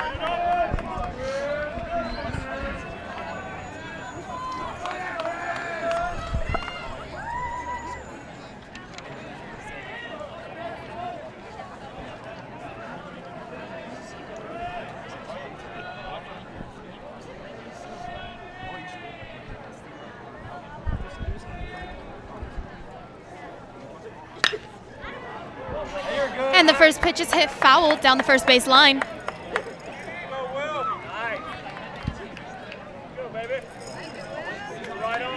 It's a good start to this inning for Chris Wilson.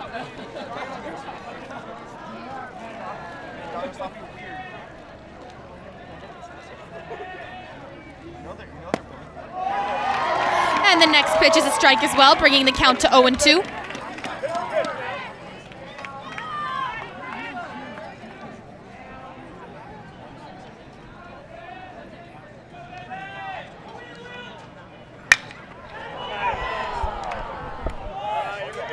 And the next hit has a lot of power behind it, but it still goes foul down the third base line this time.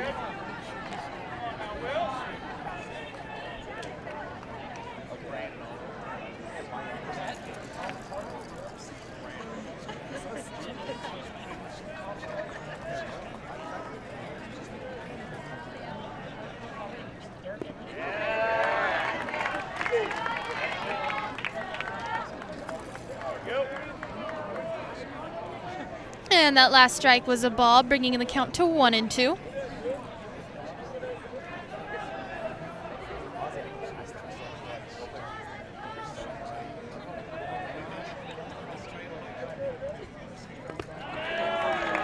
And that last pitch was in the dirt, bringing the count to 2-2.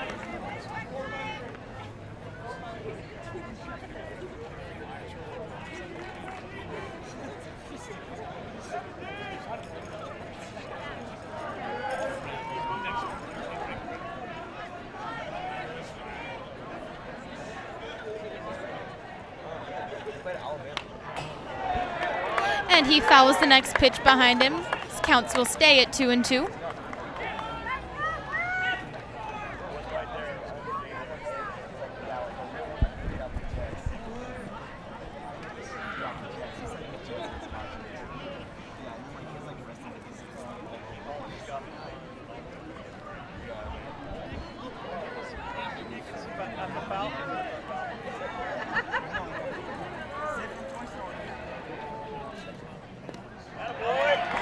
And that next ball is a little low, bounces in the dirt, bringing a count to 3-2.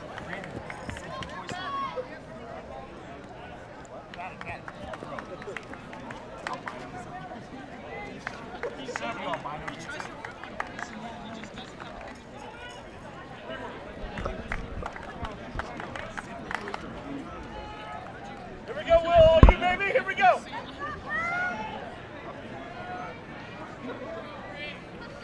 I want to go home now.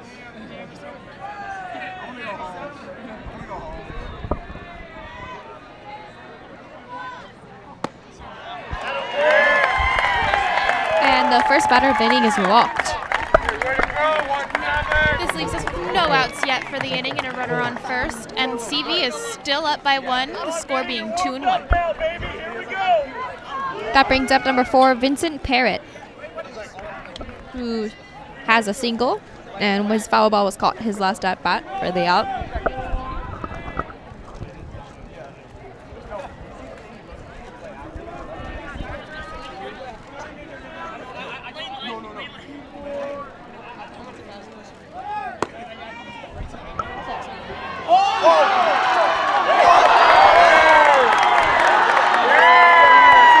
That was a late swing there by the batter for a catcher's interference, what I thought looked like it. And the runner on second, who is called safe, but it's a little bit questionable by both calls there by the umpire. Yeah. We've seen some interesting calls by the umpires here tonight, both in the strike zone and on the field. And it looks Let's see a like replay on Arcadia's- this. Slides into second, and he tagged him before he was in there. He looked safe there. Out. He looked out there for me. It was definitely close, and our Arcadia coach definitely wasn't happy about that, but he looks like he's not going to argue too much with the umpire. And the tie does go to runner, but he looked out there to me.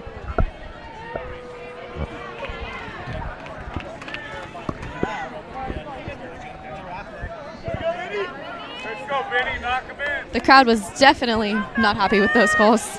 And that last pitch was called a ball, bringing the count to 1-0. Vinny, you got it.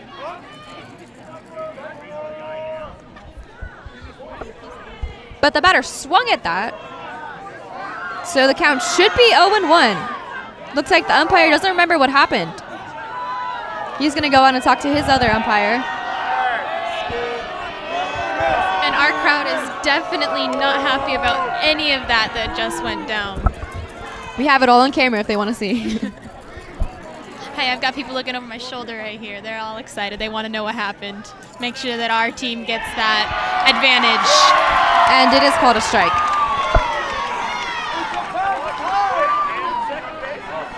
Hey, umpires aren't perfect either. Hey, they're human. So the runner may be safe on second, but the call was reversed, and we do have 1 strike for number 4.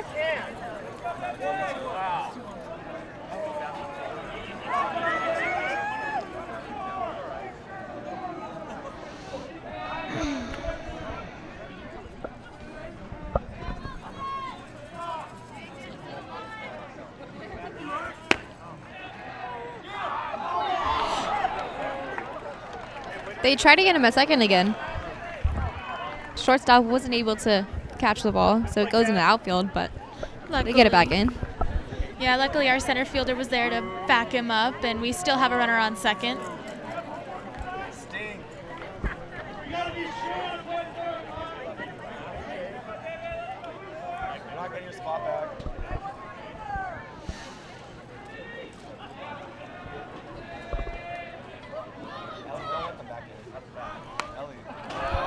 That's an attempt bunt there for Parrott. Brings the count to 1-2. Still no outs.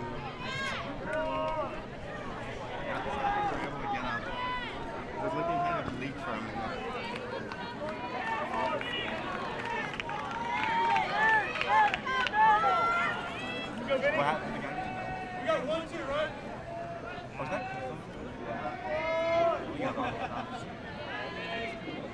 Go, Vinny, you got it. What happened?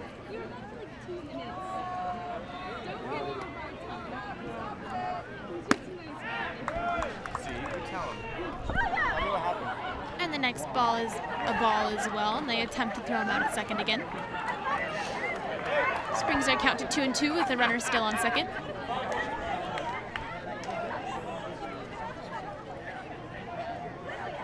So Caden went 4 and gave it to him. No, he didn't. That's kind of what they needed from Caden. Go! Let's go, Vinny! Open and play, baby! Right the gap. Didn't say what.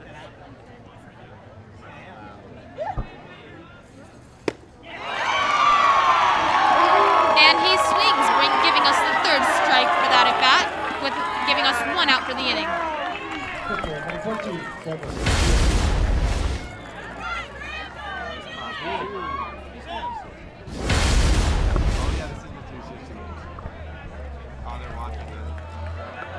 And they're intentionally walking the pitcher, number 22, Beer, to bring up number 20, Brian Erickson. He's struck out and singled so far this game.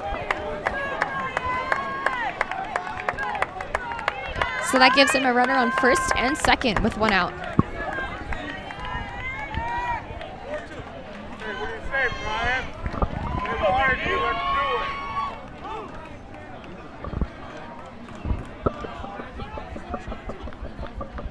Are they all up here in the stands?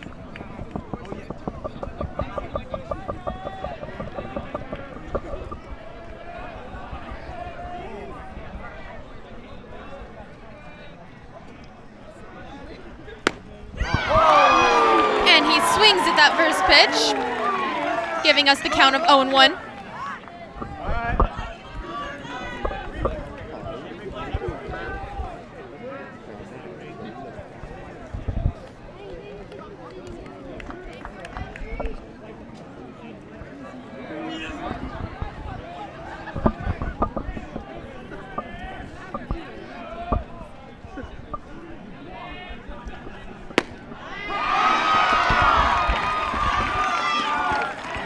And the next pitch is a strike as well. Go, Brian.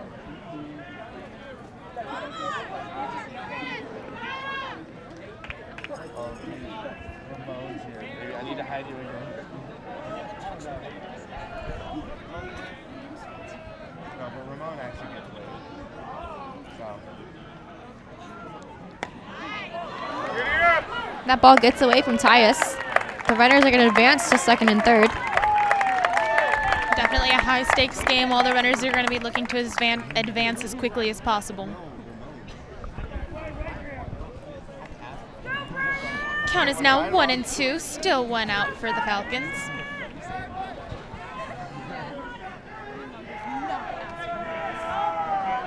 Ramon gets sick of it. He says, can you please not give me a break?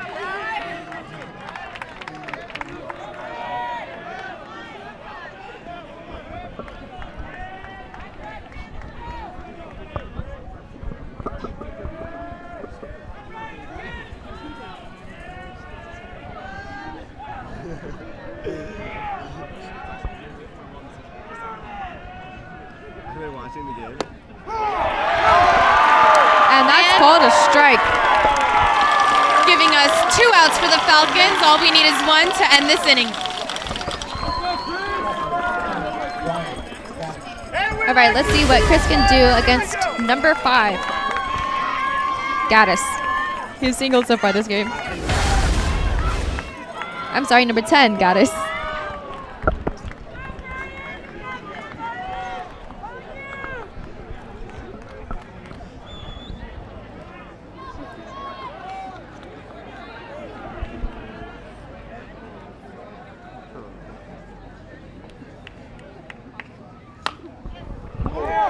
And he makes contact with the first pitch. And that ball is called foul. So the runners will go back. Count is now 0-1. Still 2 outs for the Falcons. No, I do.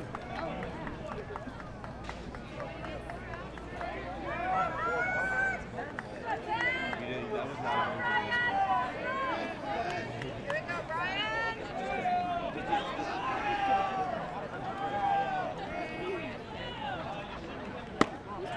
Good eye. And the next pitch is called a ball, bringing the count to 1-1. He's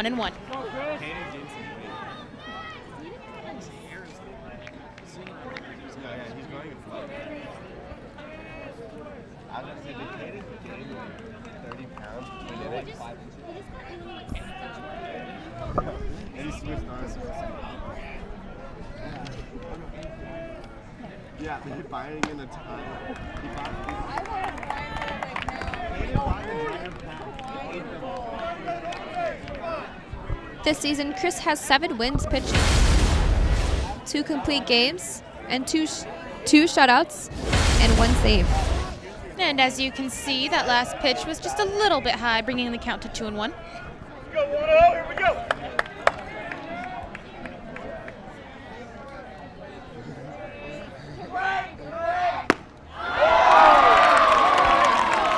And he swings at the next pitch, bringing the count to 2-2. All we need is one more pitch, and we'll get that third out for the inning. I'm pretty sure there's some days where you go an entire day. All you, baby. Got this.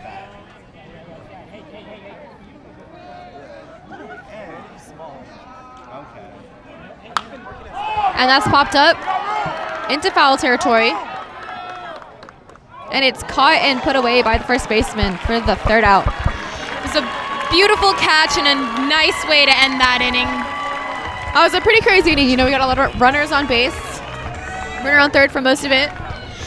Yeah, it was definitely crazy, especially with all the times the umpire and the coach had a couple of altercations there. It was nice to see a final end to that inning, and we hope the next time the Apaches can score some more runs.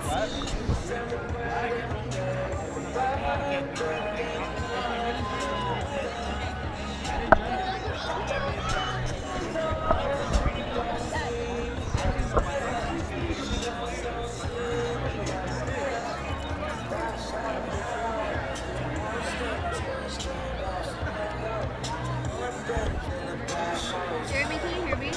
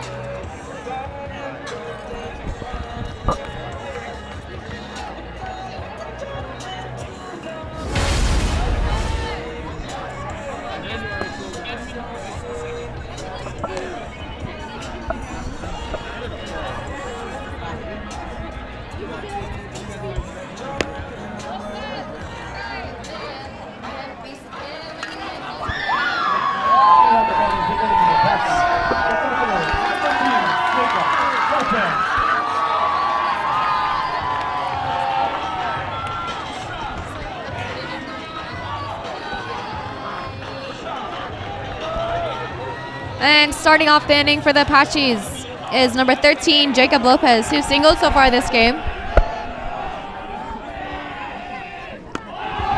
And that first pitch is high, a ball.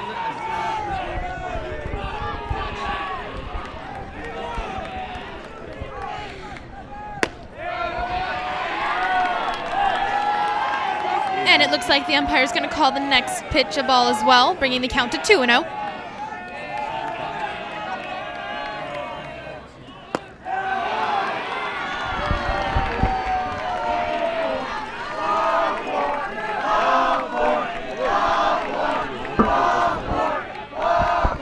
Lopez now has 3 balls on him, and you can hear the crowd chanting for that ball 4. And that is walked.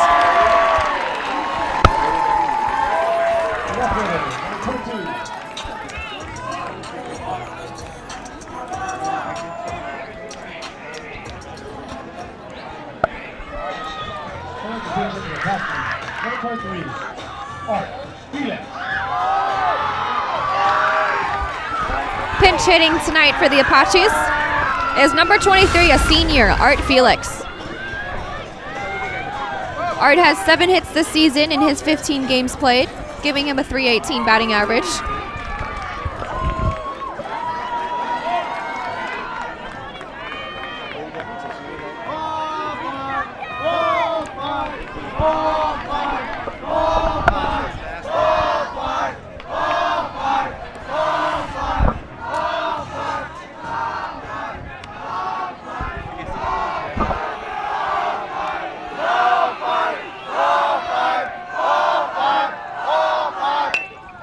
And he lays down a bunt.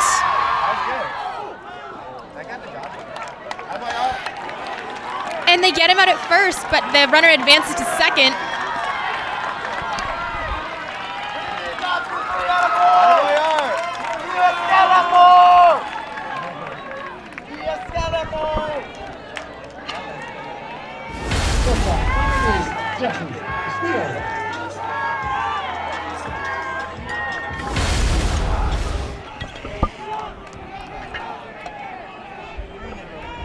And with a runner on second, that brings up number 88, shortstop Jeffrey Castillo. And his first pitch is a strike. Jeffrey has 2 singles so far this game.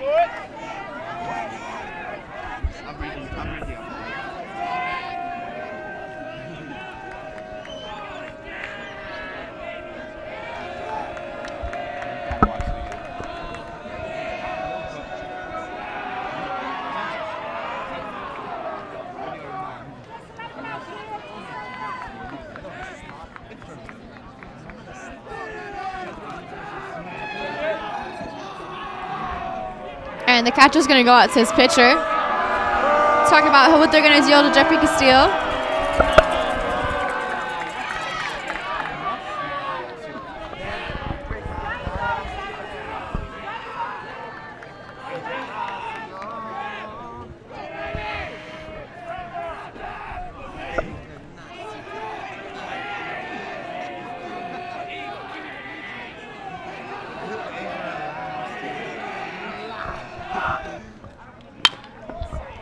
He makes contact, but it's foul.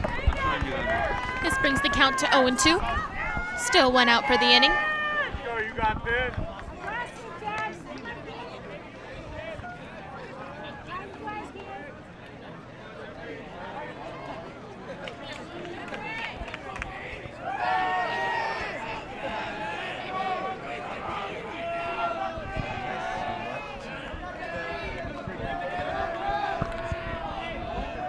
There it is. And he pops the next ball up and out of the park. Go, baby. You got it, Crocker. Here we go, baby.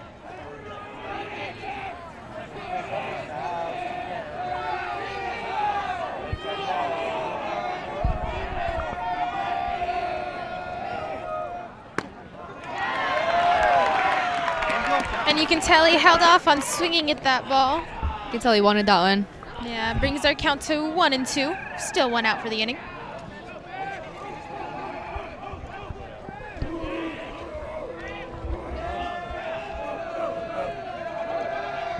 Jeffrey Castillo does have one home run this year.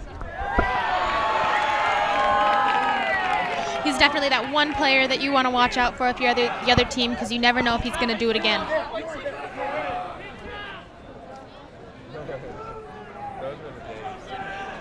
Go, you got it.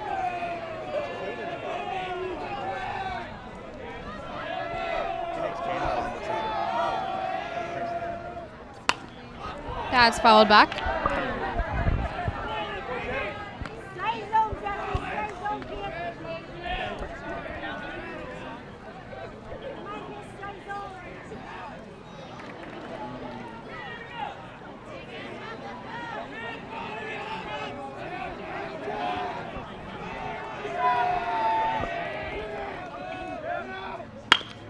And that's hit to the shortstop, who's going to give him the out at first.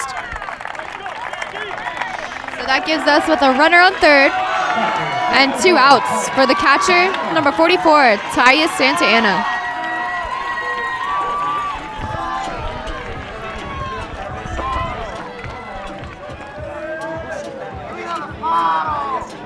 They're going to clean the plate for him because hopefully we'll score a run here. You know, Tyus is a big power hitter. He has a .386 batting average. He has 22 hits so far, and he is one of the players on this Arcadia team to have a home run.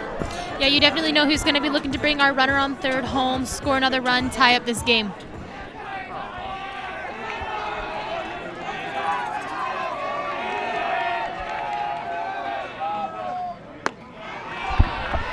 And the first pitch is a little wild, bringing the count to 1-0.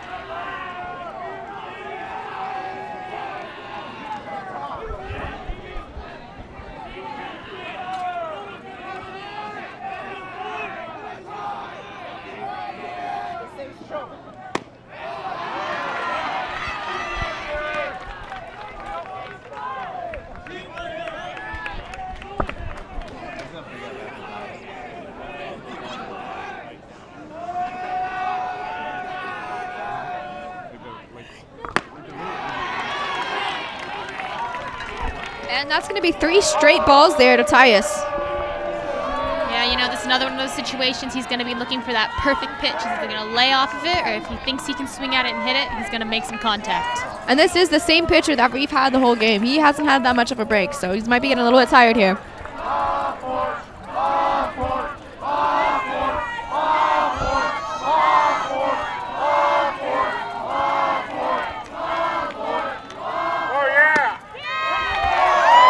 the umpire calls that one a strike. Tyus thought it was a ball. He threw his bat there, thinking that he was going to be going to first. It's okay, he's got a little bit of wiggle room there. The count's only 3-1.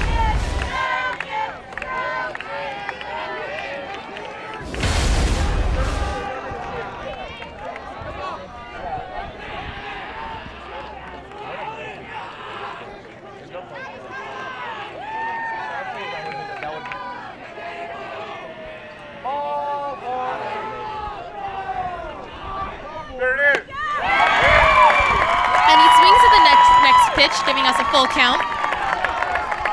And with a full count and 2 outs, the runner on third is going to be running on either pitch.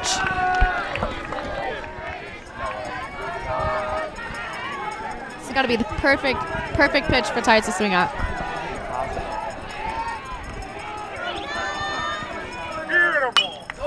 And that's fouled back.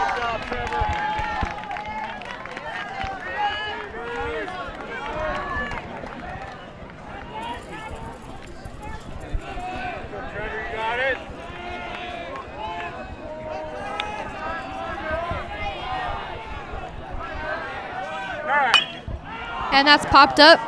First baseman can try to make a play on it. And he does. He catches and puts it away. That's the third out for this inning, bringing us to an end. So with 2 innings left, we have CV up on top 2-1. What can you expect from these two teams going into the last few innings? I definitely think that for our Apaches, that pressure's building a little bit, and they're realizing, hey, we're getting close to the end. We got to do something here. So you might see a little bit of that pressure show up on the field, but I definitely think it's going to come across in a positive way, and we're going to score a couple more innings here, definitely keep that ball in front of us, make those plays that we need to. And as for CV, you might see them become a little bit more sure of themselves, and we'll see how that treats them. Yeah, and the Apaches haven't been down for very much at all this season. We haven't had much competition. CV's definitely bringing that competition that we've expected going into this game.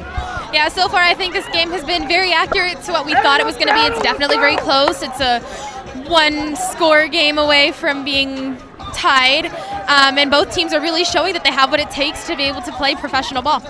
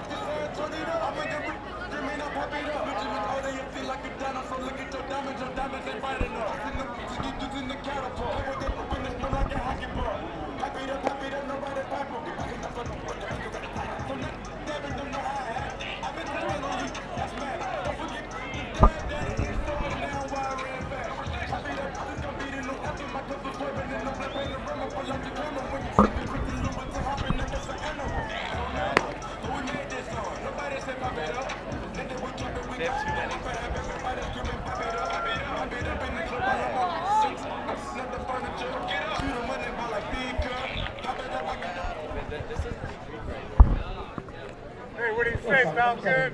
Not too creepy.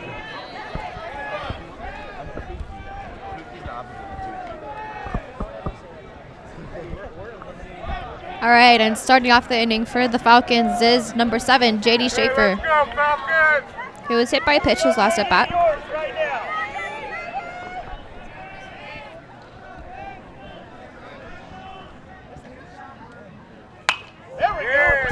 going to be hit to the second baseman. He's going to make the play, throw him out at first.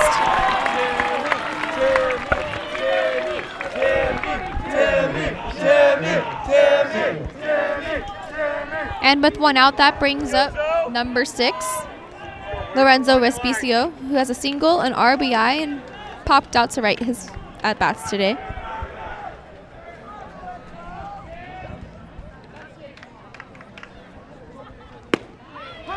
And that first pitch is a strike, making the count 0-1. Hey, pick your pitch, though. Here we go.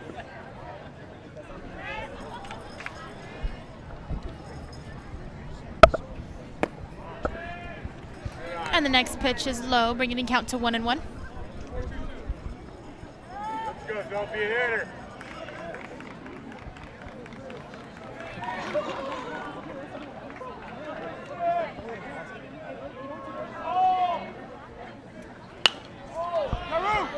And he pops that ball up. And a beautiful catch made by the first baseman. Brings us to 2 outs for the inning. It's a nice quick 2 outs for Arcadia, hoping to get another out right here.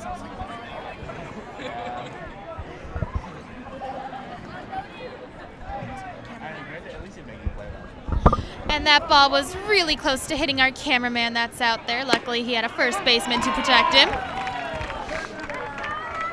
Everyone here has got to pay attention to the game. Hey, you didn't even flinch. He was right on it.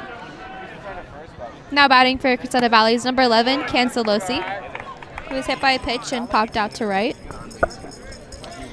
And our count at the moment is 1-1, still 2 outs.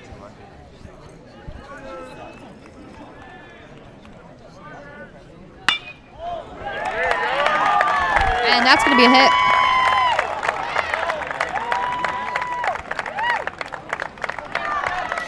Slight fumble by the center fielder, and the batter is safe at first. Here we go, Isaac! Here we go, That was a beautiful hit. He swung right through that center there. Almost got by the center fielder. Turned around, got it quickly, got it back into the infield. But that brings up number 8, Isaac Sugg, who had a pop fly to right his last at bat.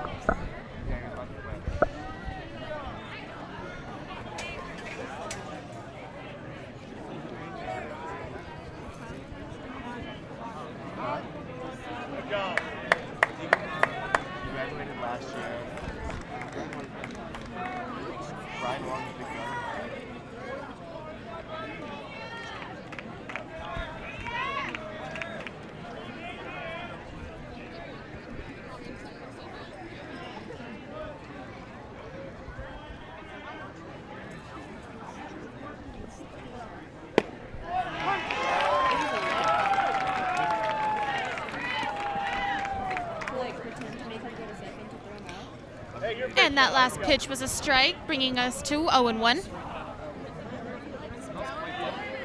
I'll just think of my left shoulder. My shoulder's oh no. And that's going to be another hit. Our first baseman almost had that, but it just got away from him. Both runners are safe on second and first. Great effort on the defensive play there.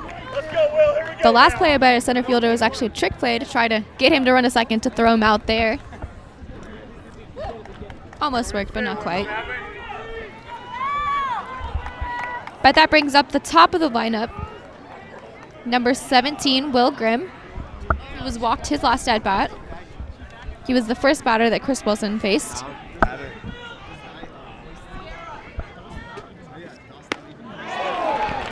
And that first pitch is going to be a strike.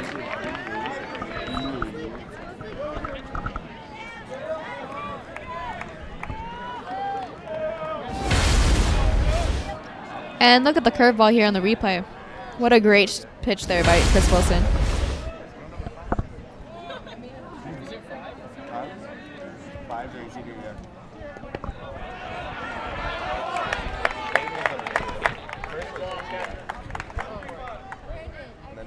And that last pitch got away from our catcher a little bit, bringing the count to 1-1.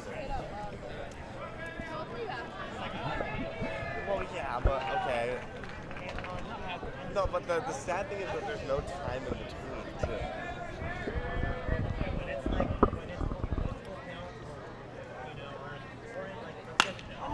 And that's hit hard to right center field. That's going to be caught and put away by a right fielder for the third out of the 6th inning.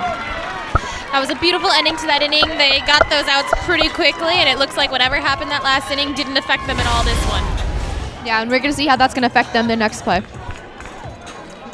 Or their next at-bats.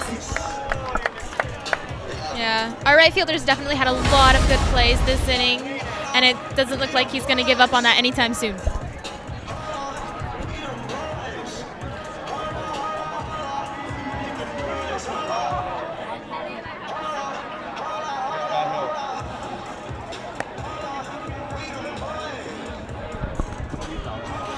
And in that last picture, you can see some of our fans who are out near our home dugout.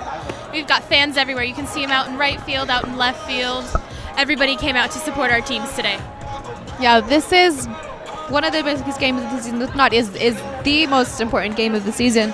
Both teams are undefeated, and no matter what, one of these teams is going to have one loss. And one of them is going to be crowned maybe the champions of the Pacific League. And there's a lot riding on our game, too. This is the first time that these two teams have played each other this season, and they're going to play again for the second time on Friday. So whatever happens today, whichever team loses is going to be looking for redemption. And hopefully to tie up the records. And CV did win league last year, so they're on the confidence and they know how to win it and how to get that done. And leading off the inning for the Apaches is number 3, Dominic Tello. He did bring in the first run of the game. The first and only run for the Apaches. And that first pitch is a strike.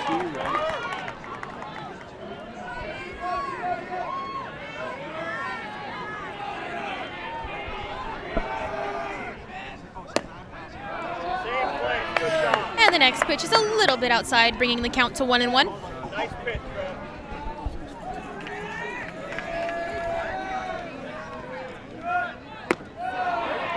Once again, that ball's a little bit low, bringing the count to 2-1.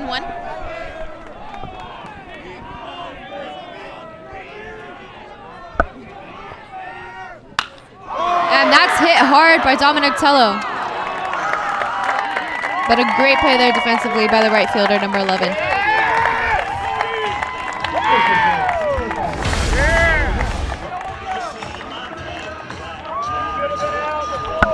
And with one out, that's going to bring up number 25, Andrew Scanella, who grounded out to third his last at bat.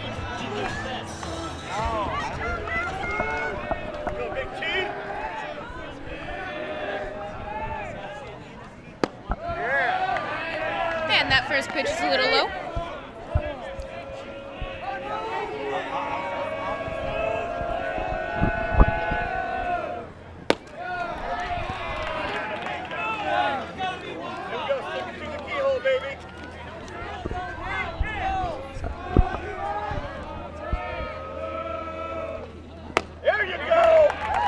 That'll be the first strike for number 25. He hurt there. He's a little bit slow to get up. Yeah, but one of those things, a lot of it too is he was probably being told to go. He had 2 outs there, and when you're on 2 outs, you're going to do what you can to get as far as possible. But you do always have to keep that ball in mind, make sure it's You have to be aware, yeah.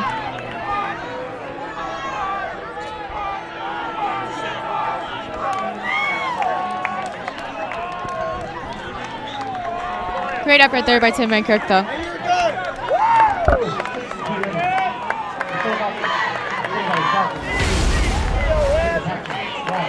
And here's the ball there by Tim Van Kirk. It's hit into the field, into outfield. It's thrown to second. He slides past the base. And it looked like he tagged him before he could even touch that base. There you see it, hits the gap.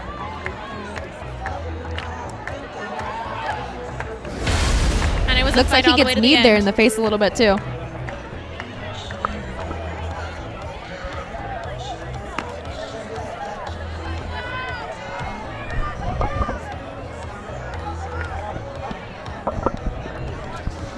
And this brings up the 7th and final inning if we don't go into extra innings.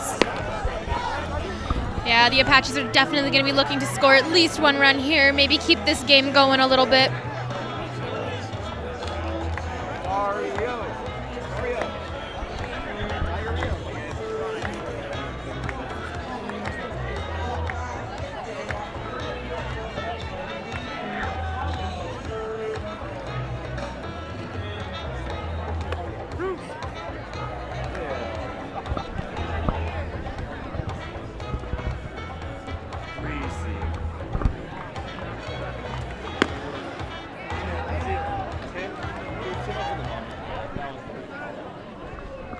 Second base, number 4, Crescenta Valley.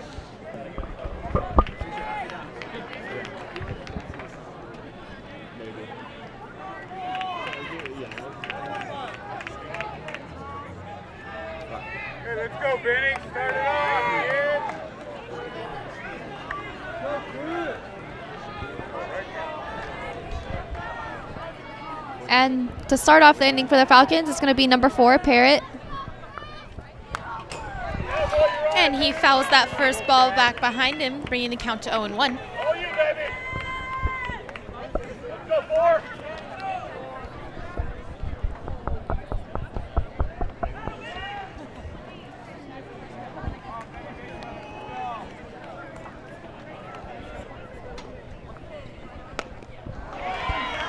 And once again, he fouls that second pitch.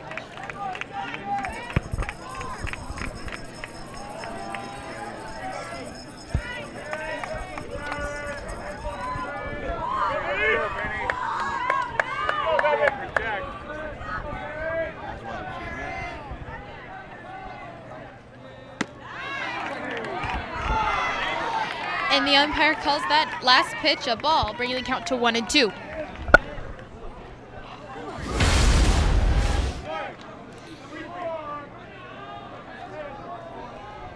And as you can see, that pitch looked like it was right in that strike zone there.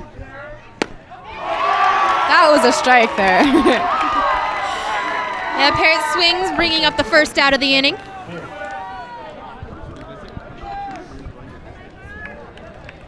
And that brings up the pitcher, number 22. He's popped out twice this evening. Let's go, Trevor. Let's go, baby.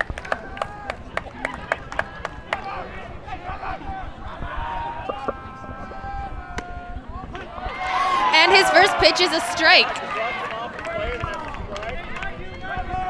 we go, Trevor. Here we go now.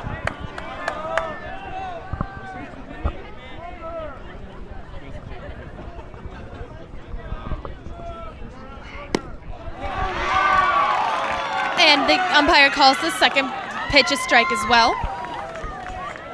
Looks like he's making up for some of those calls he made against the Apaches.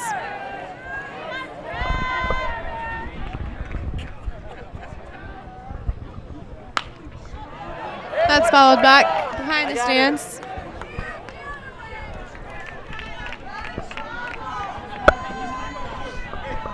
And you can hear the crowd giving him a little bit of humor for that last pitch, telling him the field's the other way. You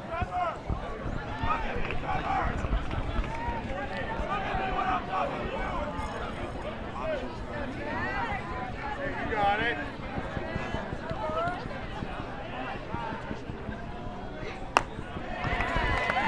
And the next pitch is a little high, bringing the count to 1-2.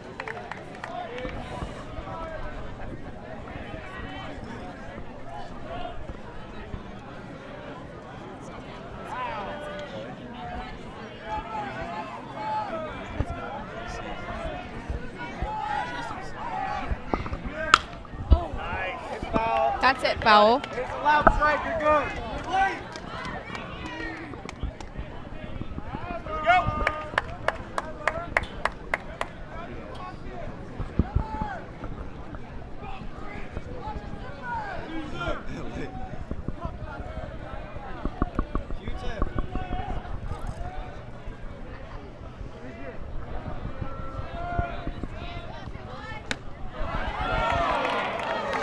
And the umpire calls that last pitch a ball, bringing the count to 2-2. Still one out for the Falcons.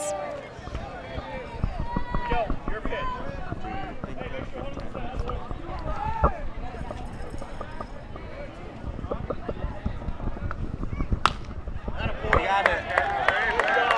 Once again, the ball is popped up and out of bounds.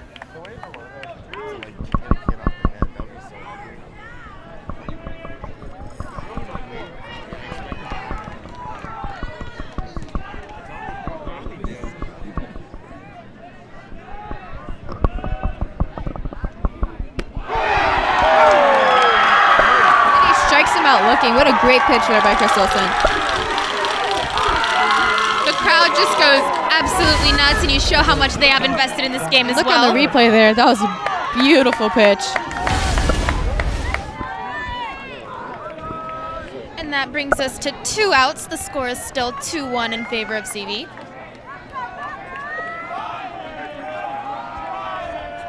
And that brings up number 20, Erickson, who has struck out his last at bat looking.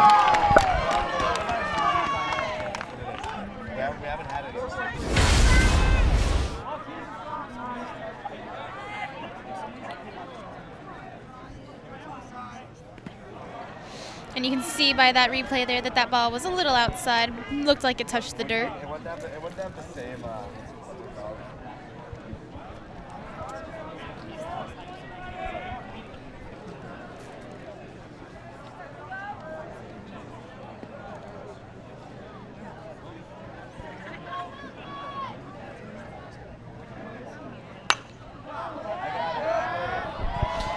And he pops that ball up and backwards out of the field, bringing the count to 1-2.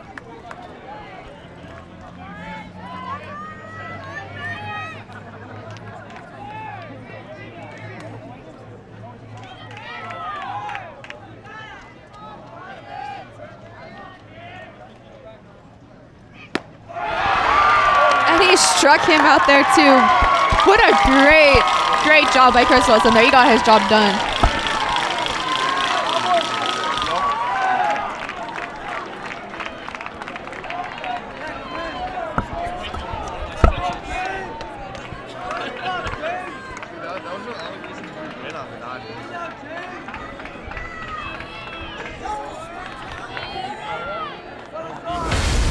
So with what hopefully would have been the last stop of the inning there, Chris Wilson dealt. He had a lot of strikeouts there. He got people looking, he got people swinging. How do you think he did, and what do you think we can expect from the batters the rest of the inning? He did an amazing job that inning. He got those quick 3 outs that we needed to end that inning, and we now have that chance to come back and score, and I definitely think we're going to be seeing a lot of easy, simple base running from our boys here.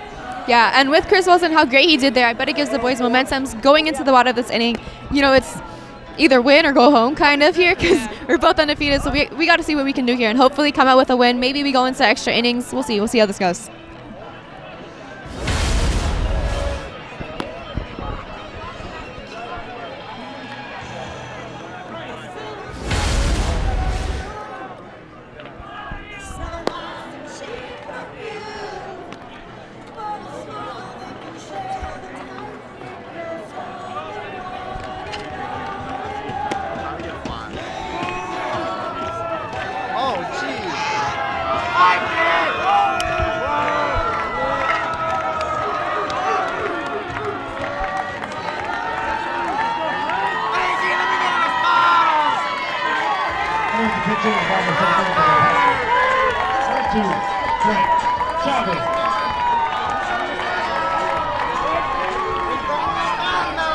And pinch hitting for the Apaches is number 2, Frank Chavez, the junior. He's the junior. He's number 2. He bats and throws right-handed. And he played.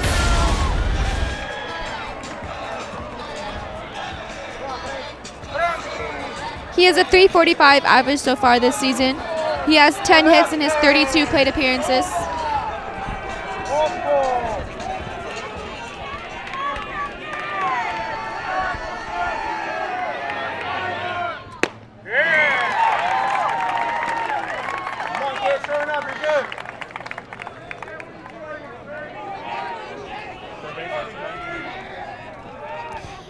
And that first pitch was a strike. Followed closely by a ball, bringing the count to 1-1.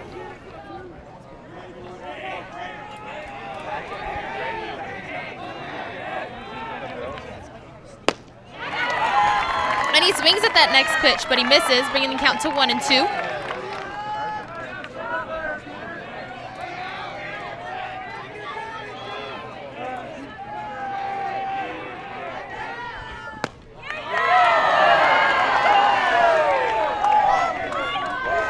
And that last pitch was called a ball, bringing the count to 2-2.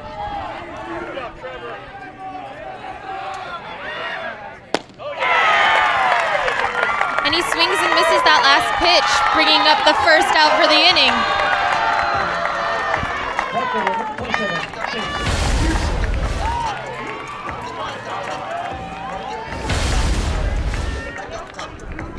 And with 1 out, this brings up number 27, Chase Peterson.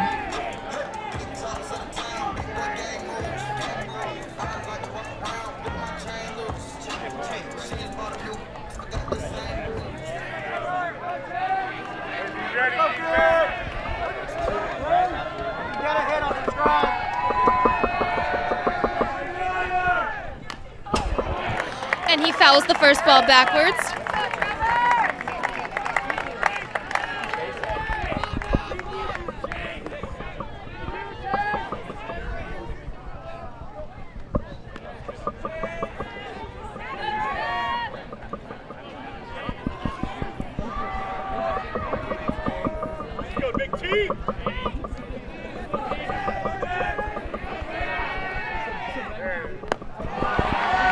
And the next pitch is low, bringing the count to 1-1.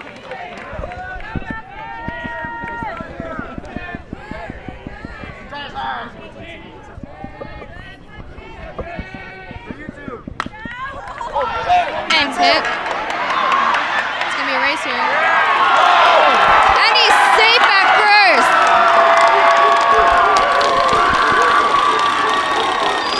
Definitely a close play, and the crowd is very happy with what they see on the field. And look on the replay, he hits it just a little, he doesn't put too much behind it, but the pitcher has to run up to first to cover the play. He misses it.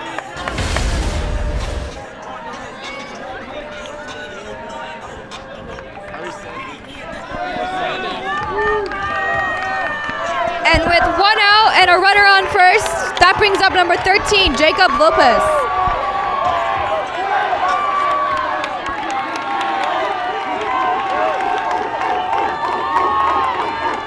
And the crowd is really into it here. They're all on their feet. And he turns away from that pitch. It was just a little bit inside.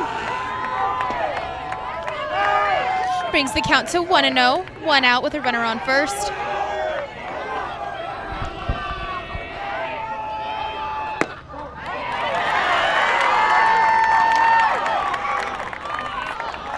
And that first pitch is followed by a strike, bringing the count to 1-1. Nick is going to go out here. Coach Nick Lemus is going to have a conversation with the umpire. It was a nice, quick little conversation.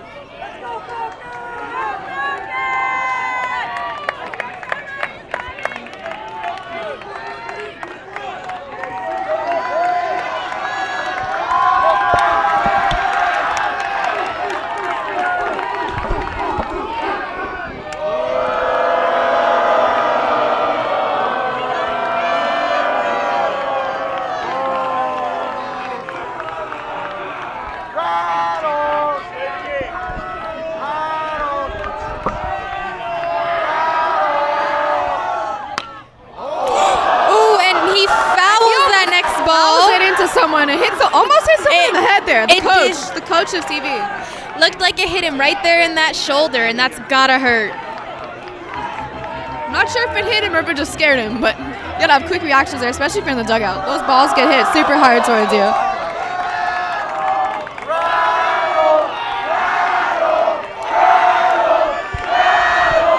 Lopez has a count of 1-2. And it looks like he fouled that last pitch backwards.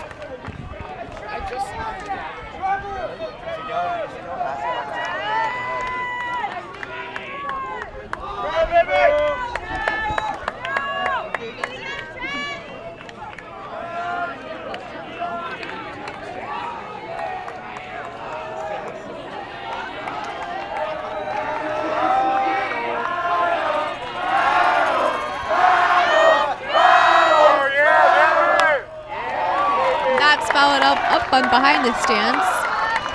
He's putting up a good fight here, and I don't think he's willing to go down until he gets on base. He wants a hit right now.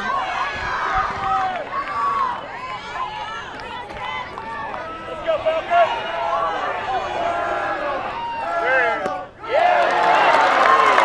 And that ball looked a little bit low, bringing the count to 2-2.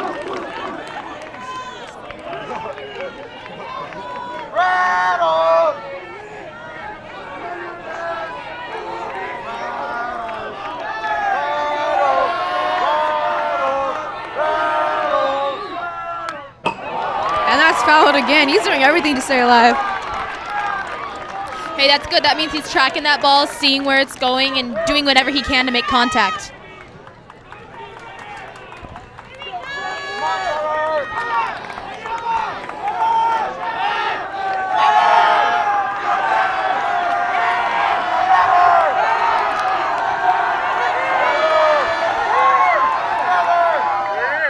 And that's hit hard. Center fielder makes a play on it. Runner has to go back to first. Great contact there, though, by Jacob Lopez. Beautiful play, beautiful contact. We now have 2 outs and a runner on first. Here we go. This could be it. This is a tough and sticky situation, but, this brings up the sophomore, number 22, Justin Allen. He struck out in both of his at-bats this game. So we'll see what Coach Nick Lemus wants to do, if he wants to give Justin Allen a chance. I think he will, because he's a great player. Everybody has off games. He has a 370 batting average, but it looks like CV's taking a moment to pump up their pitcher here. He's been in the whole game, and this could be it for him right here. Oh, and they changed pitchers for the last batter. It looks like CV's looking to end this game right here, right now. They don't want it to go any longer.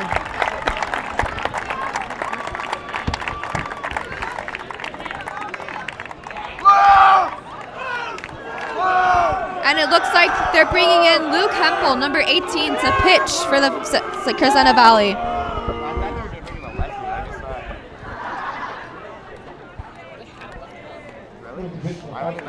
This could be interesting for our next batter, because he hasn't seen this pitcher before.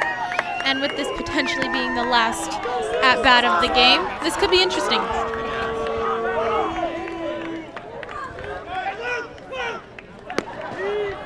Luke has pitched 32.1 innings so far in 11 games played. He has 4 wins and 1 loss. He's allowed 32 hits, 14 runs, 13 of them earned. He has walked 10 players and struck out 20 batters. That was better. Good job.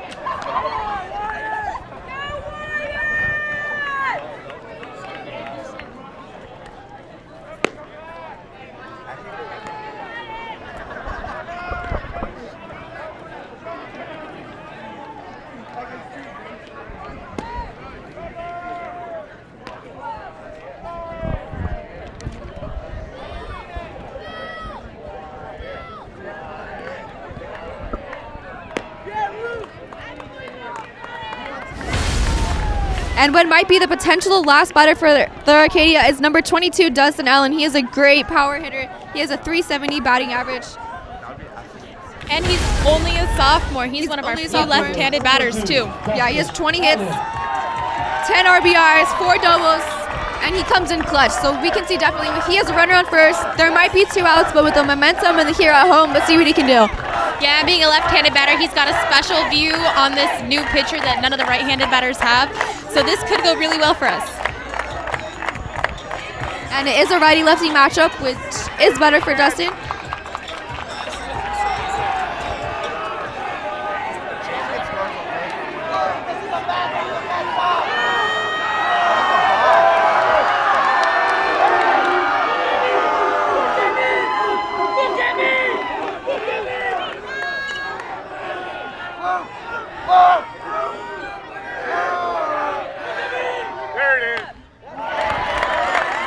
And that first pitch is fouled backwards down to the park. Luke, don't let Trevor down. He did a good job.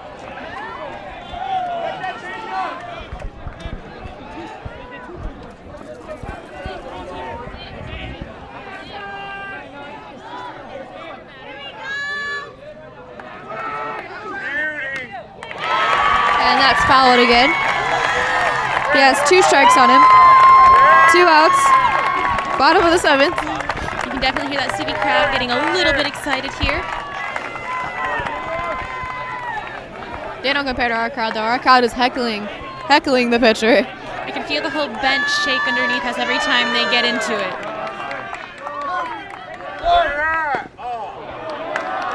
And that next pitch is called a little bit low, bringing the count to 1-2.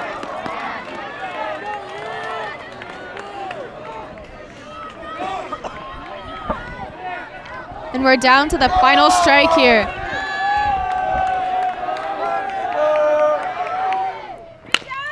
He makes contact, but the ball goes foul. And he's doing whatever he can to battle and get on that base.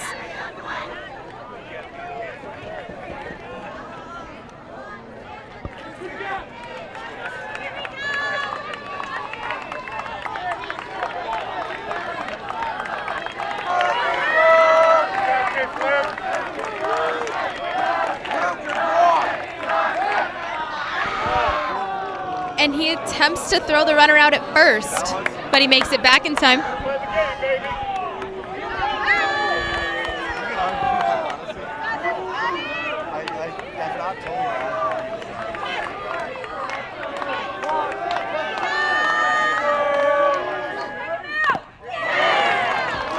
And it's fouled back again.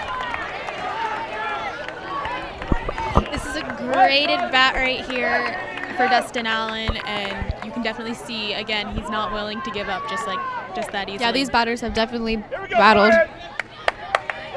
They know that they're down by a run. There's 2 outs against them. They want to do whatever they can to keep this game alive. I mean, we're down to the potential last out of the inning right here, and I don't think they want to see their senior net go like this.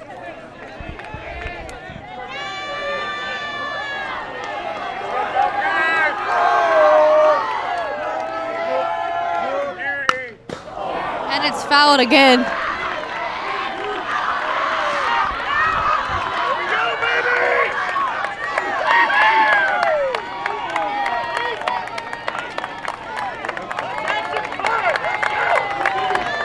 And we still have a count of 1-2. We're down to the last out of the inning.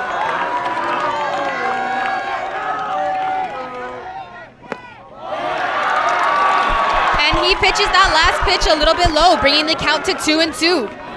That's not the strike zone.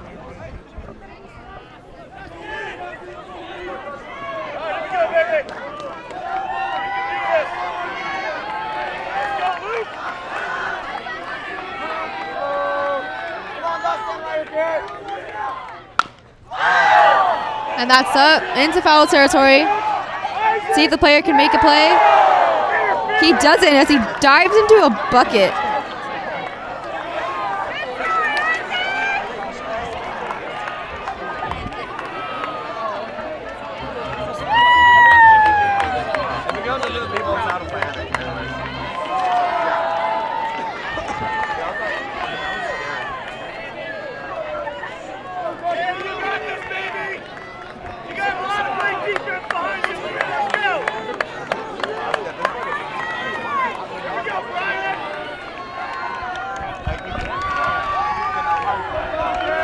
And Dustin Allen's back at bat, still at the count of 2-2. And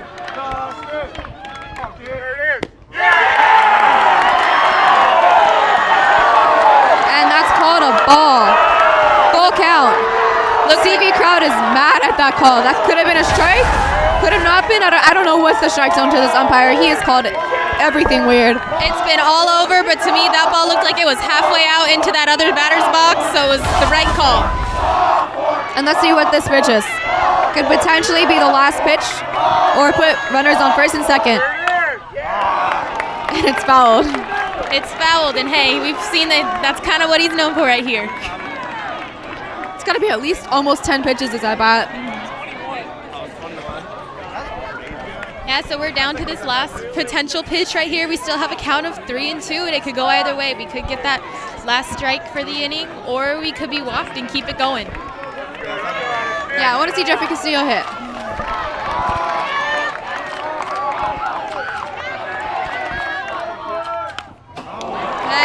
fouled again.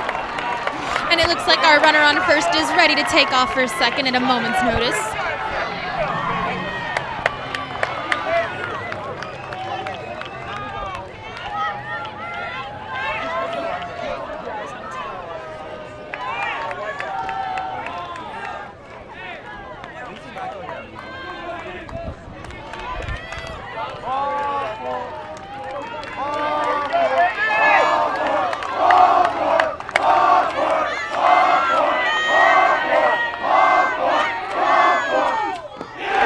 And that's ball 4. So we are going to see another batter.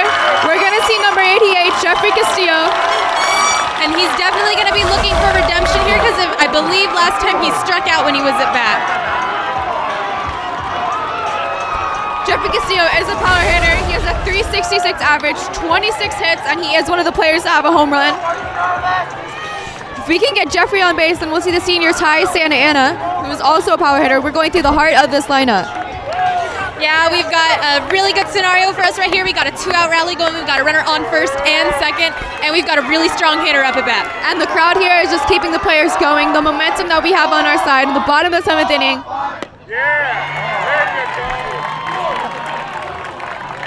That's strike 1.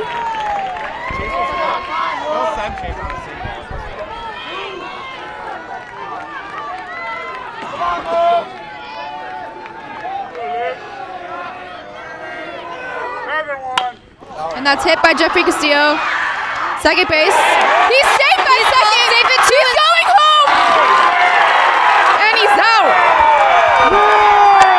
And they tag the runner out at home for the last out of the inning. CV goes absolutely wild. That's just base running. I mean, you're the bottom of the 7th inning. You have 2 outs. You're trying to make it home to tie up the game. But that's base running. And that was something that we saw struggle earlier in the game. That's just part of the game. Yeah, but you know what? Our runner right there can't be mad at himself because our coach told him to go. And on 2 runs, 2 outs, you do whatever your coach tells you to do. Yep. Hey, way to go, guys. Good game.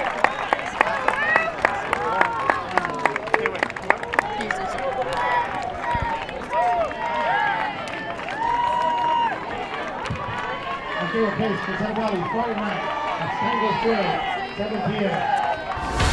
So that was the last out of our inning right there. CV has beaten the Arcadia Apaches 2-1, and this is the first loss for our Arcadia Apaches this season. Yeah. So we still have a better record than CV, but they are now in first place in our league. But we see them again on Friday.